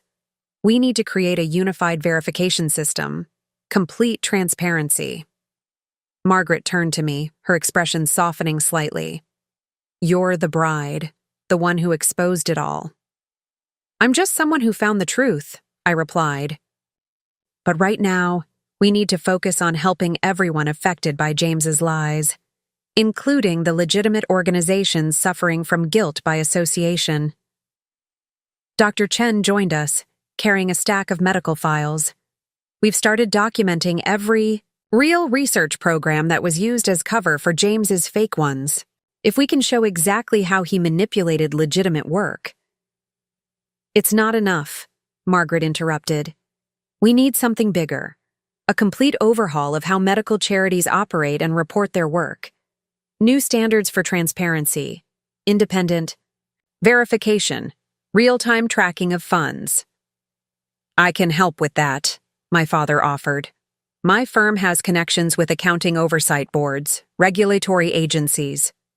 We can work on creating new industry standards. Charlotte, who had been quietly working on her laptop, suddenly called out, "Everyone, look at this." She turned her screen to show us a social media trend that was exploding. People across the country were sharing stories of real medical charities that had helped them, real veterans programs that had changed lives. Real hope versus fake charity, Rachel read over her shoulder. It's going viral. People are fighting back against James's claims by showcasing legitimate organizations. This is what we need, I realized. Not just damage control, but a complete reimagining of how charitable work is done and verified. James wanted to destroy people's faith in giving. Let's use this crisis to make giving more trustworthy than ever. Martinez arrived with new information from the FBI's forensic team. We've traced more of the international equipment sales. The money didn't just go to James's accounts. He was working with a network of corrupt hospital administrators. People who were willing to buy cut-rate equipment without asking questions. Which means more victims, Caroline said quietly. Patients in those hospitals receiving treatment from compromised equipment. And more people we need to help, I added firmly. We're not just undoing James's schemes. We're building something better in their place. Margaret Chen watched this exchange with growing interest. You're not what I expected, she said finally. I came here ready to fight, to protect my foundation's reputation, but you're already thinking bigger than damage control. We have to, I replied. James didn't just steal money, he stole trust. The only way to fight that is with radical transparency and real change. A young woman approached our group hesitantly. She wore a hospital gown and had clearly come straight from treatment. I saw the news, she said softly. About the fake research programs. I'm in a clinical trial at Boston General and I need to know if it's real. If the treatment I'm getting. Dr. Chen stepped forward immediately. Let's find out right now. We can verify your trial's credentials, show you the real documentation. I watched as the woman was gently led to one of our verification stations, where she could get the answers she needed. This was what it was all about. Not just exposing crimes, but helping each person affected by them. Victoria, Rachel called. The first round of counselors is here. And I've got representatives from 3 more legitimate foundations wanting to join our transparency initiative. I nodded, feeling for the first time that we were truly moving forward. James had tried to create a legacy of deception and fraud. Instead, he had inadvertently sparked a revolution in charitable giving and accountability.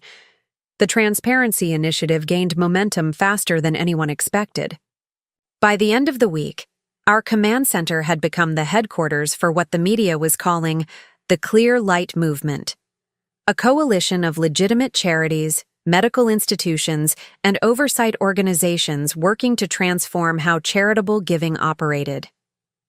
23 major foundations have signed on to the new transparency protocols, Rachel reported, updating our central database, including all the top cancer research organizations on both coasts. They're not just sharing their records, they're actively helping identify more of James's victims. Sarah, who had barely slept in days, looked up from her workstation. And we're finding them. Every legitimate foundation that joins us helps us identify more fake charities that James created to mirror their work. It's like putting together a puzzle where each piece reveals another part of the fraud. But it's also revealing something else, Charlotte added, bringing up a new set of data on the main screen. Look at these patterns.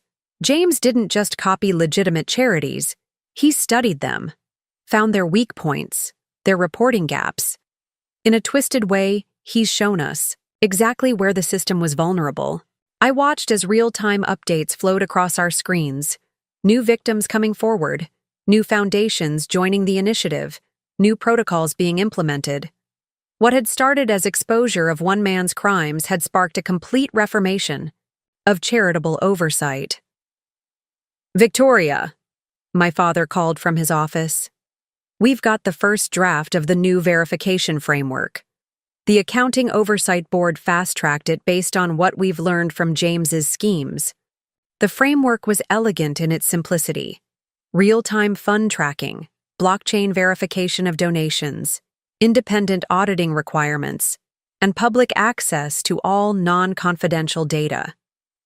Everything James had exploited in the old system was being systematically addressed." Caroline Preston entered, looking energized despite the circumstances. "The Preston Foundation Board just voted unanimously to be the first test case for the new framework. We're opening all our books, past and present, to show exactly how James manipulated the system and how we're fixing it." "That's brave," Margaret Chen commented. She had become a regular presence in our command center, bringing her foundation's expertise to the reform efforts. Most organizations want to hide their vulnerabilities.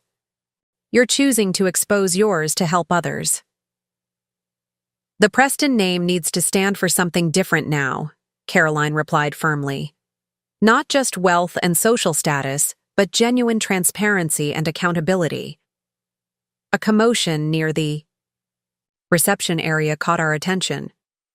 A group of people had arrived: cancer patients, veterans, hospital administrators, all wearing blue ribbons that had become the symbol of our movement. "They're here for the first public forum," Rachel explained. "We're streaming it live, letting real victims and real charitable organizations share their stories and their solutions. The forum was my idea, a way to take control of the narrative away from James's prison bragging and give it back to the people affected by his crimes." As I watched the participants gather, I saw something I hadn't expected: hope. "Ms. Hawthorne?" A young veteran in a wheelchair approached me. "I was supposed to receive a prosthetic leg through one of James's fake programs. But since coming here, I've been connected with a legitimate veterans organization. They're not just providing the prosthetic, they're offering real rehabilitation services, job training." "That's what this is all about," I replied, touched by his story. Not just exposing fraud, but connecting people with genuine help. Detective Martinez arrived with new information from the FBI's international investigation. The equipment trafficking network is unraveling. 3 hospital administrators in Dubai have confessed to buying stolen equipment. They're cooperating, helping us trace where else the machines went. "And the patients treated with that equipment?" Dr. Chen asked immediately. "Being contacted and offered proper screening," Martinez assured her. "The UAE Health Ministry is fully cooperating. They want to be part of the solution." Sarah called out from her station.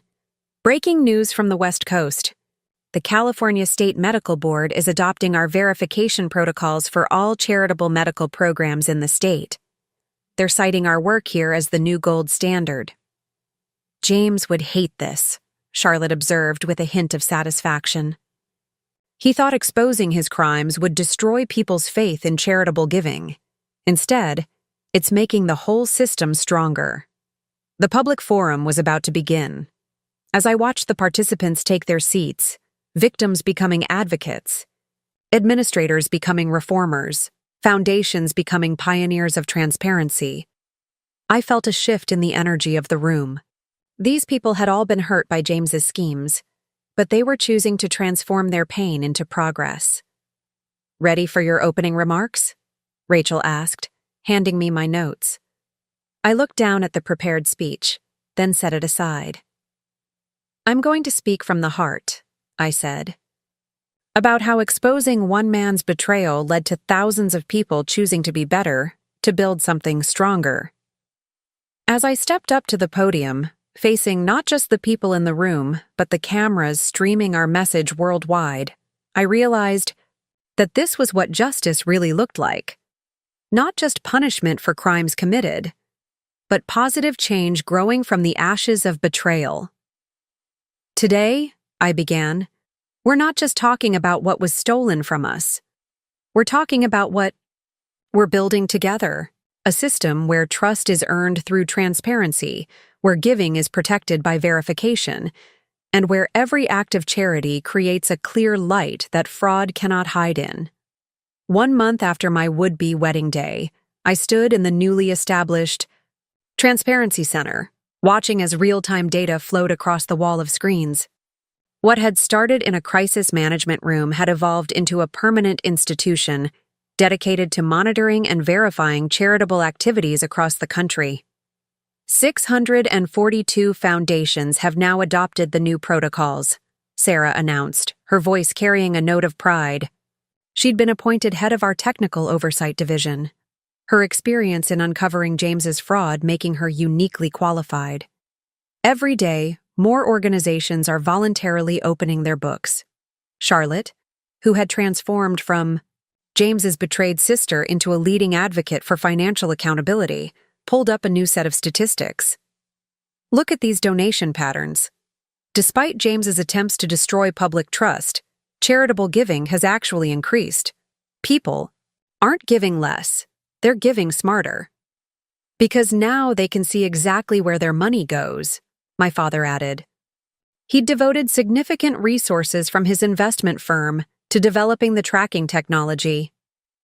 "Every dollar can be traced from donor to end recipient. No more black boxes, no more taking things on faith." Rachel hurried in, tablet in hand.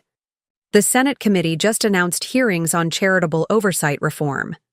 They want Victoria to testify about how exposing one fraud led to systemic change. I was about to respond when a familiar face appeared at the door. Dr. Eleanor Chen, now heading our medical verification task force. "You all need to see this," she said, her expression a mix of emotions. "We just completed the first comprehensive audit of cancer research programs nationwide." The room fell silent as she brought up her findings.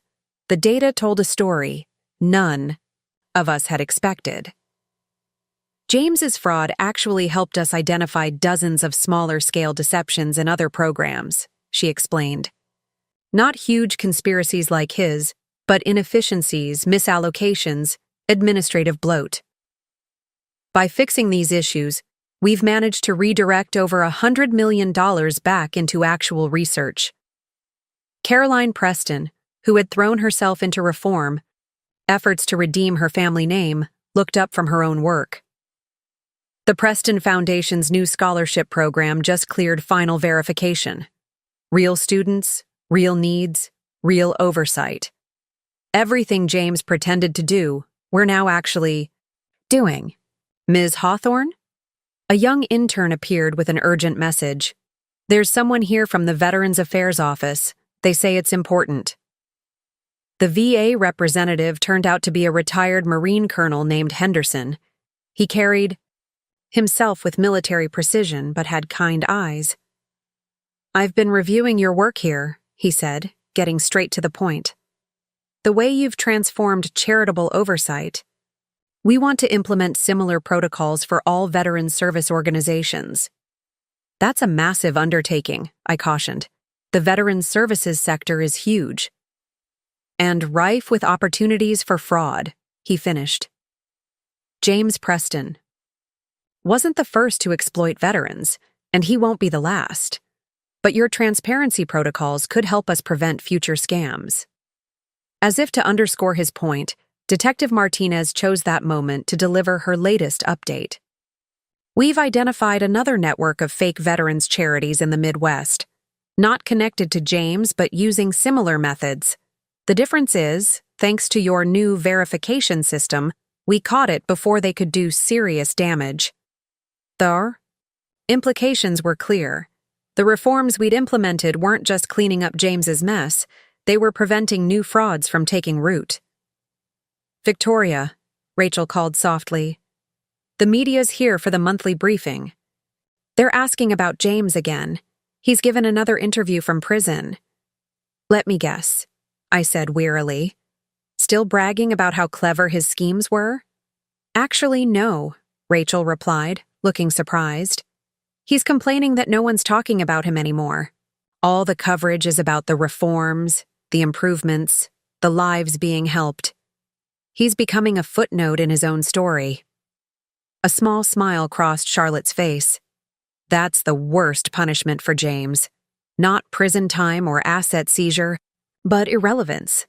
Everything he did to make himself seem brilliant and powerful is being overshadowed by positive change, Sarah called out from her monitoring station. Another major foundation just applied for verification status, and 3 international charitable organizations want to adopt our protocols. "The Clear Light movement is going global," Margaret Chen remarked. She'd flown in from California for our monthly coordination meeting. "What started as one bride exposing one fraud is becoming an international standard for charitable accountability." I watched as more data flowed across our screens, funds being properly allocated, research being properly verified, help reaching people who truly needed it. Each data point represented a life touched, a wrong being righted, a system being improved. "Colonel Henderson," I said, turning back to the VA representative, "let's talk about implementing these protocols for veterans services. But we do it right, with input from veterans themselves, from service organizations, from everyone who has a stake in making the system work." As we moved to the conference room to begin planning, I caught a glimpse of my reflection in the quay window. I was still wearing the simple gold necklace that had been my grandmother's, my something old from that wedding day that never was. But instead of reminding me of what I'd lost, it now reminded me of what had been gained, not just exposed truth, but positive change that would help people for years to come. 6 weeks after my canceled wedding, I found myself standing in the United Nations headquarters in New York, preparing to address an international conference on charitable oversight. The same determination that had driven me to expose James's fraud on my wedding day now fueled a global mission for transparency. "Representatives from 32 countries," Rachel whispered, adjusting my microphone. She'd evolved from bridesmaid to global communications director, coordinating our message across continents. Plus major international aid organizations, global health initiatives. "And they all want to know how one local fraud case led to a worldwide reform movement," Sarah added. She'd flown in from London, where she'd been helping implement our verification systems across European charitable organizations. "The ripple effects are staggering." Charlotte joined us, fresh from a series of meetings with international banking regulators.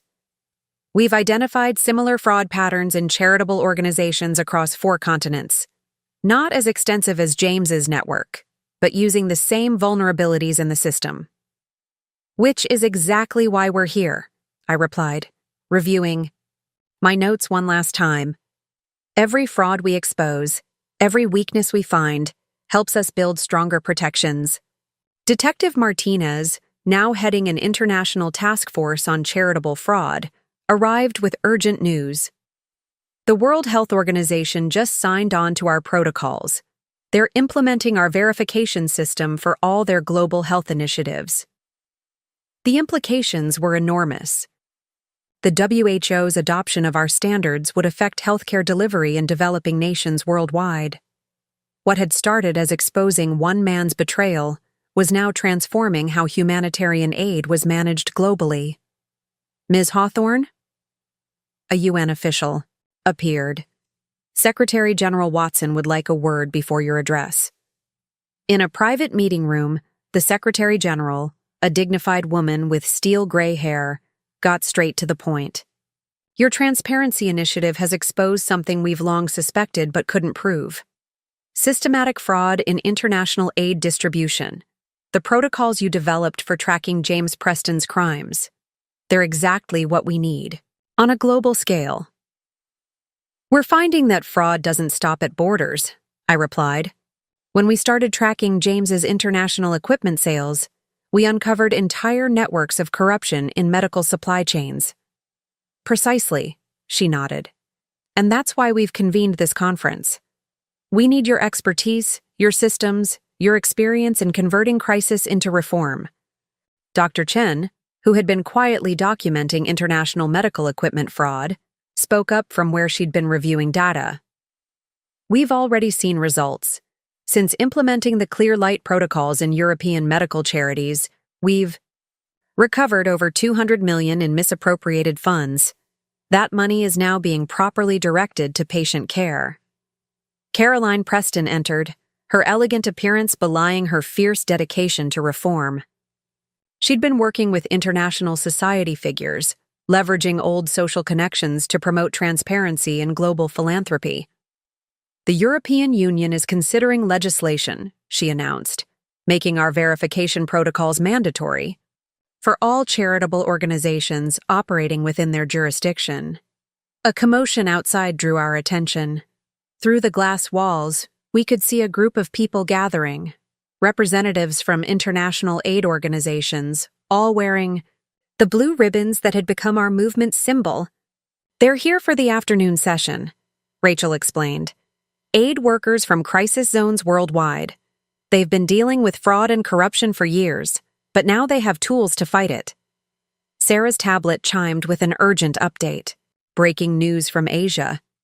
The major Buddhist charitable organizations are adopting our protocols.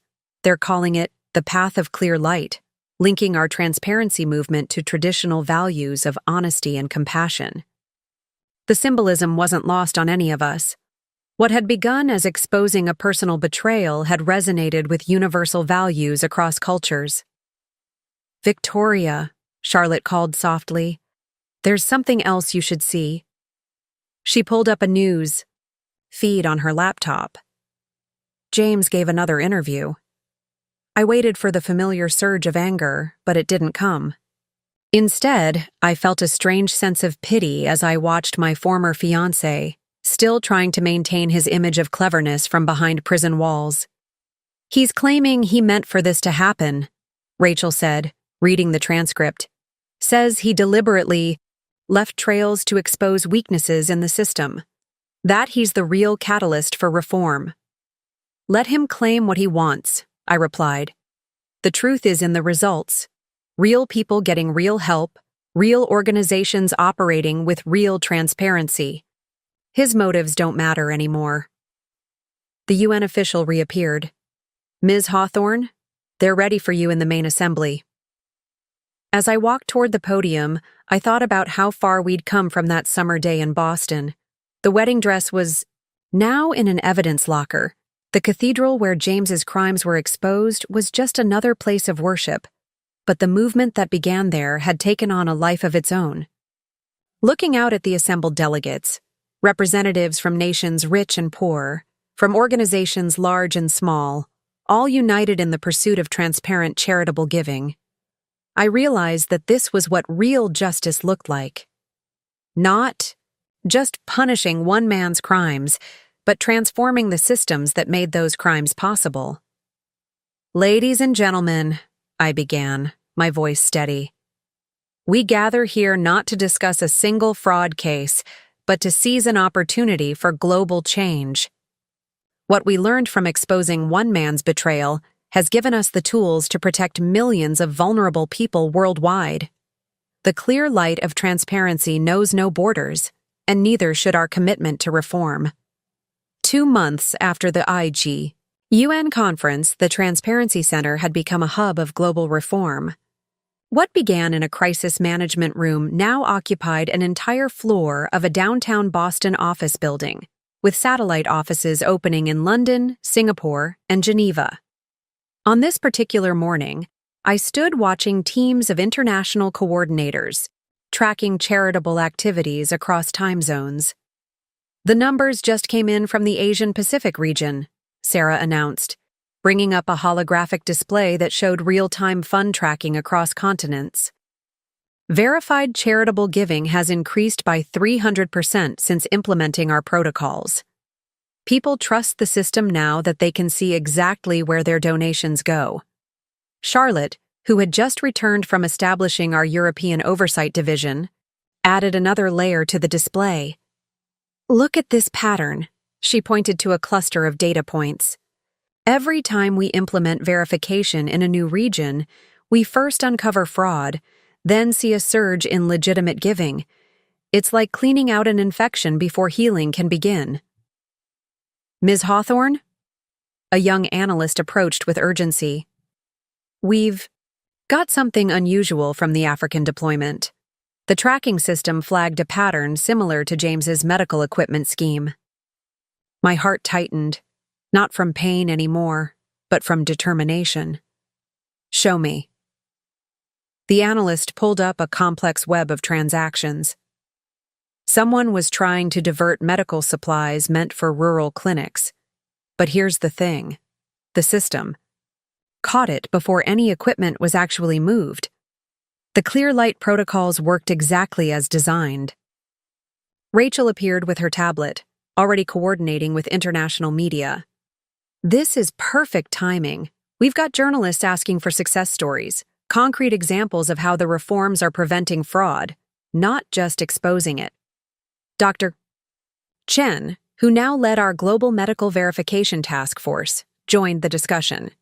"It's not just prevention. The system is actually improving healthcare delivery. When donors can see exactly how their money is used, they're more likely to support less visible but crucial needs: infrastructure, training, maintenance." A familiar face appeared at the door. Margaret Chen, fresh from establishing our West Coast operations. "Victoria, you need to see this. The International Red Cross just released their first quarterly report using our full transparency protocols. The report was extraordinary. Every dollar, every supply, every service could be traced from donor to recipient. Real-time updates showed exactly how aid was being distributed in crisis zones. The level of detail was unprecedented. "This is what James never understood," Caroline Preston observed. She'd been quietly watching the operations, her aristocratic bearing now tempered with genuine purpose. He saw charity as a weakness to exploit. He never imagined it could become a strength through transparency. Detective Martinez arrived with updates from Interpol. "We're seeing a dramatic drop in charitable fraud worldwide. The criminal networks that used to target aid organizations are finding it impossible to operate under the new protocols. Because there's nowhere to hide anymore," my father added. He'd been instrumental in getting the global financial sector to adopt our verification standards. Every transaction leaves a clear trail. The same technology that traces legitimate aid makes fraud immediately visible. A commotion near the international desk caught our attention. The WHO coordinator was receiving urgent updates from Geneva. "They're expanding the protocols," she announced excitedly. "Not just for medical aid, but for all UN humanitarian operations. The Security Council just approved it unanimously." I watched as the implications rippled through the room. The UN's adoption meant our transparency standards would now affect every major humanitarian operation worldwide. "Victoria," Rachel called softly. "The prison called. James is asking again to speak with you. He says he's seen the news about the UN adoption." "No," I said firmly. "He's not part of this story anymore. This is about something much bigger than his crimes or my wedding day." Sarah's system pinged with new alerts. More organizations applying for verification status: religious charities, educational foundations, environmental groups. They're not being forced to adopt the protocols. They're choosing to. "Because transparency works," Charlotte concluded. "It builds trust, increases donations, improves efficiency. Everything James tried to destroy, we've made stronger. Colonel Henderson from the VA appeared with his own update. The Military Charities Verification Program is exceeding all expectations. Not a single case of fraud since implementation. And veteran services are actually improving because we can see exactly what needs aren't being met. The afternoon brought a delegation from international disaster relief organizations. They'd been among the most skeptical of our protocols, concerned that verification requirements might slow emergency response times. We were wrong, their spokesperson admitted. The transparency system isn't slowing us down. It's making us more effective. Donors can see exactly what's needed in real time. Aid gets where it's needed faster because there's no more waste or diversion. As I watched these dedicated professionals working across languages and time zones, I thought about the strange alchemy that had transformed personal betrayal into global reform. The wedding day that never was had given birth to something far more meaningful than a marriage certificate. Ms. Hawthorne? An intern appeared with breaking news. They're announcing the Nobel Peace Prize nominations tomorrow. The Clear Light movement is on the shortlist. That's not why we do this, I replied, turning back to the global operations display. Every time the system stops a fraud, every time it helps aid reach someone in need, that's what matters. The clear light of transparency was spreading, not just exposing darkness but creating something new. A world where charity could fulfill its truest purpose, unhindered by fraud or fear. 3 months to the day after what should have been my wedding, I stood in the garden of St. Michael's Cathedral. The summer flowers were fading now, giving way to autumn's first blush. The church looked different in the soft September light. No longer the site of personal betrayal, but a reminder of how truth, once exposed, could light the way forward. It feels strange being back here, Rachel said softly, joining me on the stone path. My best friend had stood by me through everything, from wedding preparations to worldwide reform. Hard to believe it's only been 3 months. Sometimes, it feels like years, I replied, touching the aged stone of the cathedral wall. Other times, it feels like yesterday.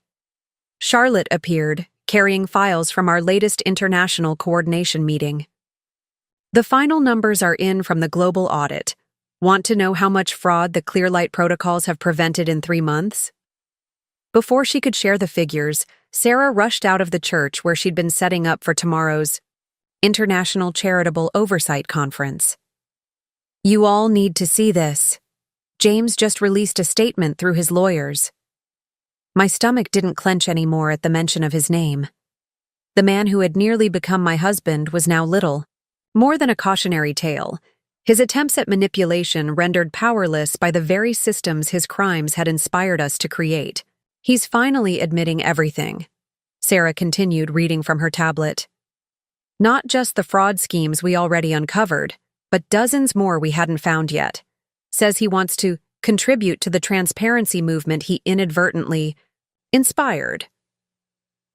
Caroline Preston emerged from the cathedral, where she'd been arranging chairs for tomorrow's conference. The past 3 months had transformed her from a society matron concerned with appearances into a fierce advocate for accountability. Let me guess, she said, her voice carrying a new strength. He's trying to make himself relevant again, to claim credit for the reforms that exposed him. Actually, Detective Martinez interrupted, joining our group with her own update. I think he finally realized he can't fight the tide anymore. The movement has grown beyond anything he could have imagined. His own lawyer told him to come clean because the transparency protocols would reveal everything eventually anyway. I looked around at these women who had become so much more than colleagues. Each of us had been transformed by the events that began in this church 3 months ago. Rachel, from bridesmaid to global communications strategist. Charlotte, from betrayed sister to international reform leader. Sarah, from accountant to architect of worldwide verification systems. Caroline, from social pillar to champion of charitable accountability. Dr. Chen arrived with Margaret, both carrying reports from the latest medical aid verification summit. "Remember how we worried that transparency requirements might slow down emergency response?" Margaret asked. "The opposite happened. When everyone can see exactly what's needed where, aid actually moves faster." "Victoria," my father called, approaching with a distinguished group: UN officials, international banking regulators, and humanitarian organization leaders. They'd all flown in for tomorrow's conference. "They want to hear the story again, from the beginning." I looked at the assembled group, these powerful figures who had gathered because of what started here. "The story isn't really about me," I began, "or even about James and his crimes. It's about what happens when people choose truth over comfort, transparency over tradition." "But it started with your choice," one of the UN officials pressed. "On your wedding day, when you could have kept quiet, protected yourself from scandal." "There was no choice," I interrupted gently. "Not really. When you see something wrong, something that's hurting people who trusted you, staying silent makes you part of the problem." Rachel touched my arm. "Show them," she suggested quietly. I led the group inside the cathedral, where preparations for tomorrow's conference were nearly complete. The space that had once been decorated for a wedding was now set up for something far more meaningful. Screens showed real-time charitable aid tracking across the globe.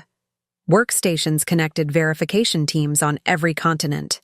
The altar area had been transformed into a central command center for worldwide transparency operations. "This is what rose from the ashes of one exposed fraud," I explained. "Not just oversight, but a complete transformation in how we think about trust and verification. Every donation traced, every promise kept, every bit of aid tracked from giver to receiver." Charlotte's phone buzzed with another update. "The World Bank just adopted our protocols for all development aid. It's becoming the global standard." "Because it works," Sarah added. "Fraud rates dropping, donation rates rising, aid delivery improving. The numbers tell the story." As the afternoon light filtered through the stained glass windows, casting rainbow patterns across our global tracking displays, I thought about the young bride I'd been 3 months ago. Standing in this same space, heart pounding, clutching a bouquet with a hidden USB drive, about to expose a betrayal that would change everything. "The clear light movement," one of the international officials mused. "Named for this moment, when you first brought the truth to light?" "Named for what we learned," I corrected. "That transparency isn't just about exposing wrongdoing. It's about creating systems so clear, so visible, that wrongdoing has nowhere to hide. When everything is in the clear light, trust can finally flourish." Rachel checked her watch. "The global coordination call starts in 10 minutes. Representatives from 8 time zones waiting to report on their verification processes." We moved toward the conference setup. I paused for one last look at the cathedral space. The place where I'd lost a future I thought I wanted, only to find a purpose I never could have imagined. Sometimes, I realized, the greatest gifts come, disguised as betrayals. You just have to be brave enough to bring them into the light. The morning of the international conference dawned clear and bright. As I prepared my keynote address in what had once been the cathedral's bridal suite, I couldn't help but appreciate life's strange symmetry. 3 months ago, I'd stood in this same room preparing to expose a betrayal. Now I was preparing to share how that exposure had sparked a global revolution in charitable giving. "The first delegates are arriving," Rachel announced, poking her head in. "Including someone you might want to meet, Maria Santos from Brazil. She used our protocols to expose a similar fraud in South America." "Another bride?" I asked, somehow knowing the answer. "Another woman who chose truth over silence," Rachel corrected. "She was an accountant at a children's charity, found discrepancies just like Sarah did. But instead of staying quiet, she remembered our story and came forward." Sarah herself arrived with the latest global impact reports. "It's not just Maria. We're seeing a pattern. People who might have stayed silent before are speaking up. They're calling it the Hawthorne effect, when one person's courage inspires others to expose wrongdoing. Charlotte joined us, tablet in hand. James's full confession is making waves, not because of what he did. We'd already found most of it, but because of what he's revealing about how he chose his targets, the psychology of fraud, which is helping us prevent future schemes, Detective Martinez added, entering with her own updates. His testimony is actually helping us strengthen the verification systems. Every weakness he exploited becomes another point we can protect. The cathedral's bells began to toll, marking the hour. Through the window, I could see more delegates. Arriving, charity administrators, oversight officials, reform advocates from every corner of the globe. Each carried their own story of how the Clear Light movement had transformed their work. "Victoria," my father called from the doorway. "The UN Secretary-General is here early. She wants to discuss expanding the protocols to include disaster relief coordination." As we walked through the cathedral's corridors, now humming with international conversations in dozens of languages, Caroline Preston fell into step beside us. "I just got word from the Preston Foundation's new board. The restructured organization has already helped more people in 3 months than the old foundation did in 3 years. Because every dollar goes where it's supposed to," Dr. Chen added, joining our group. "The transparency requirements actually made charitable giving more efficient. When there's no waste, no fraud, no diversion of funds. The help reaches those who need it most," Margaret Chen finished.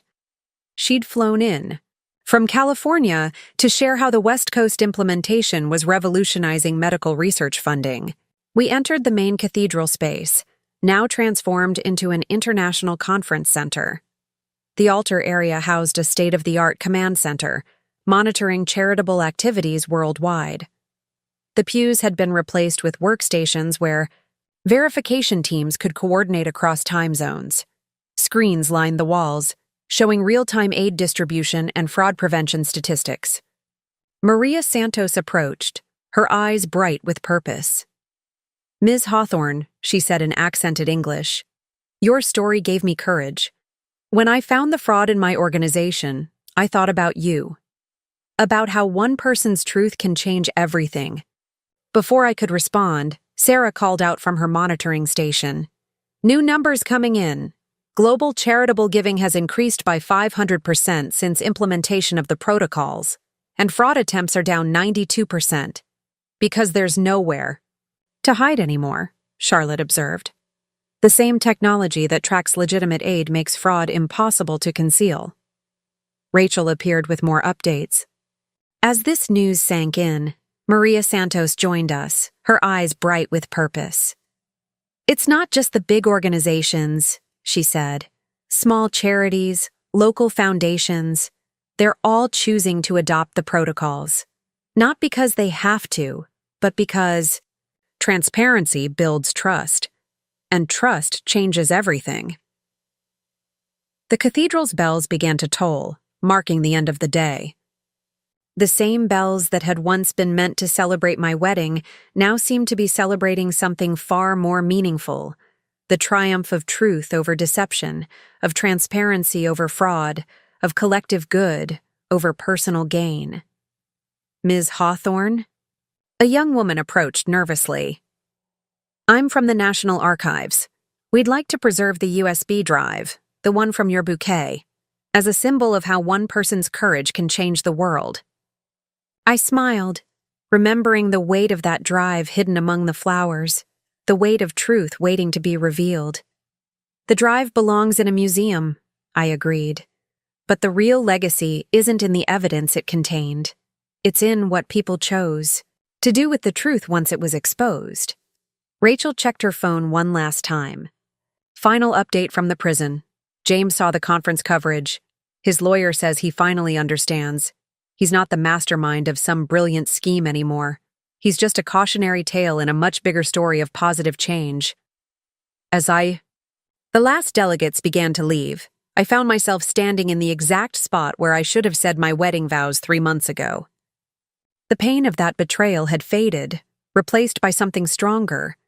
The knowledge that choosing truth, no matter how difficult, can catalyze transformation far beyond personal justice.